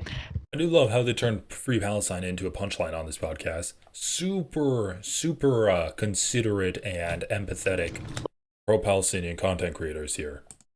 What is, how is she like Andrew Tate? He's basically saying that Andrew Tate makes Muslims look bad, and fucking hell, Madison makes pro-Palestinian people look bad. I mean, gives a fuck, just be pro-Palestinian. Ethan did not respond to Amon animations. this topic been for your family? Just blatantly. So she's pretending under the guise of pretending. That's appropriate conversation. What is even worse? Under the guise of pretending to care about what they're going through, she's secretly probing to see if they're actually racist. She doesn't care about their experience. She's pretending so that she could probe. You know, if someone did this at my wedding, yeah, dude, and then goes tells a story about it. Out of here! Yeah. I was just thinking if someone did this at an air wedding, I think they're a Fed. Like I would think, Yeah, they're trying she's to get Fed intel on posting, Dearborn. yeah. Right? Yeah, like this is ICE or something. Like For sure, Yeah, I Fed don't know about posting. this She's guy. Nazi posting. Yeah, because the meme is the Feds. They were trying to like frame people as terrorists. Yeah. So if that's Fed posting. She's Nazi posting. Bro, I love how indignant Zach is by the idea that there would be an anti-Zionist at his wedding. If someone was anti-Zionist at my wedding, I'd be like, if someone was secretly judging the rabbi to see if he was going to speak out against Israel's genocide, you know, not causing a disturbance, just like observing if the rabbi is going to be like, there are dark times, and then talk about the genocide which is happening, If someone did that at my wedding, I'd be like, get the fuck out. You care about genocide? Disgusting. Anti-Semite. And she was like, well, she did tell me flat out, don't do the video. Yeah. Your friend's like, I'm warning you. That's a friend that fucking cares about you. That's a good friend right there. That's a good ass friend. Leaving my friendships behind. Diorio said, she threw the cake on the floor and screamed, how can we eat at a time like this? There's a genocide going on. Yes. No. You know, speaking of Diorio, he needs to correct Oh, man.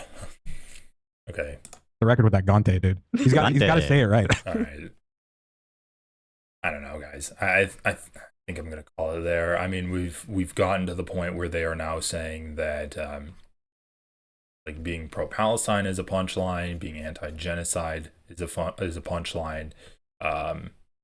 There's a genocide going on, so we can't eat cake right now as a joke. Like, whatever. I think that might be a good place to stop it. We've been going for almost 3 hours now, and gotta save some stuff for tomorrow. We really do. Ran out of tea a while ago. I gotta go to bed. I'm sure all of you people need to go to bed as well, or start your day, or whatever the hell kind of time zone you're in. Thanks everyone for watching. Thank you for the chats. Thank you for the comments. Thank you for liking the stream. And yes, like the stream, promote the video if you want me to collaborate with other people, because I think that would be fun for everyone involved. All right, people, I'm heading out. Everyone have a great rest of your evening, night, morning, whatever is going on for you. And I'll see you all later. Peace.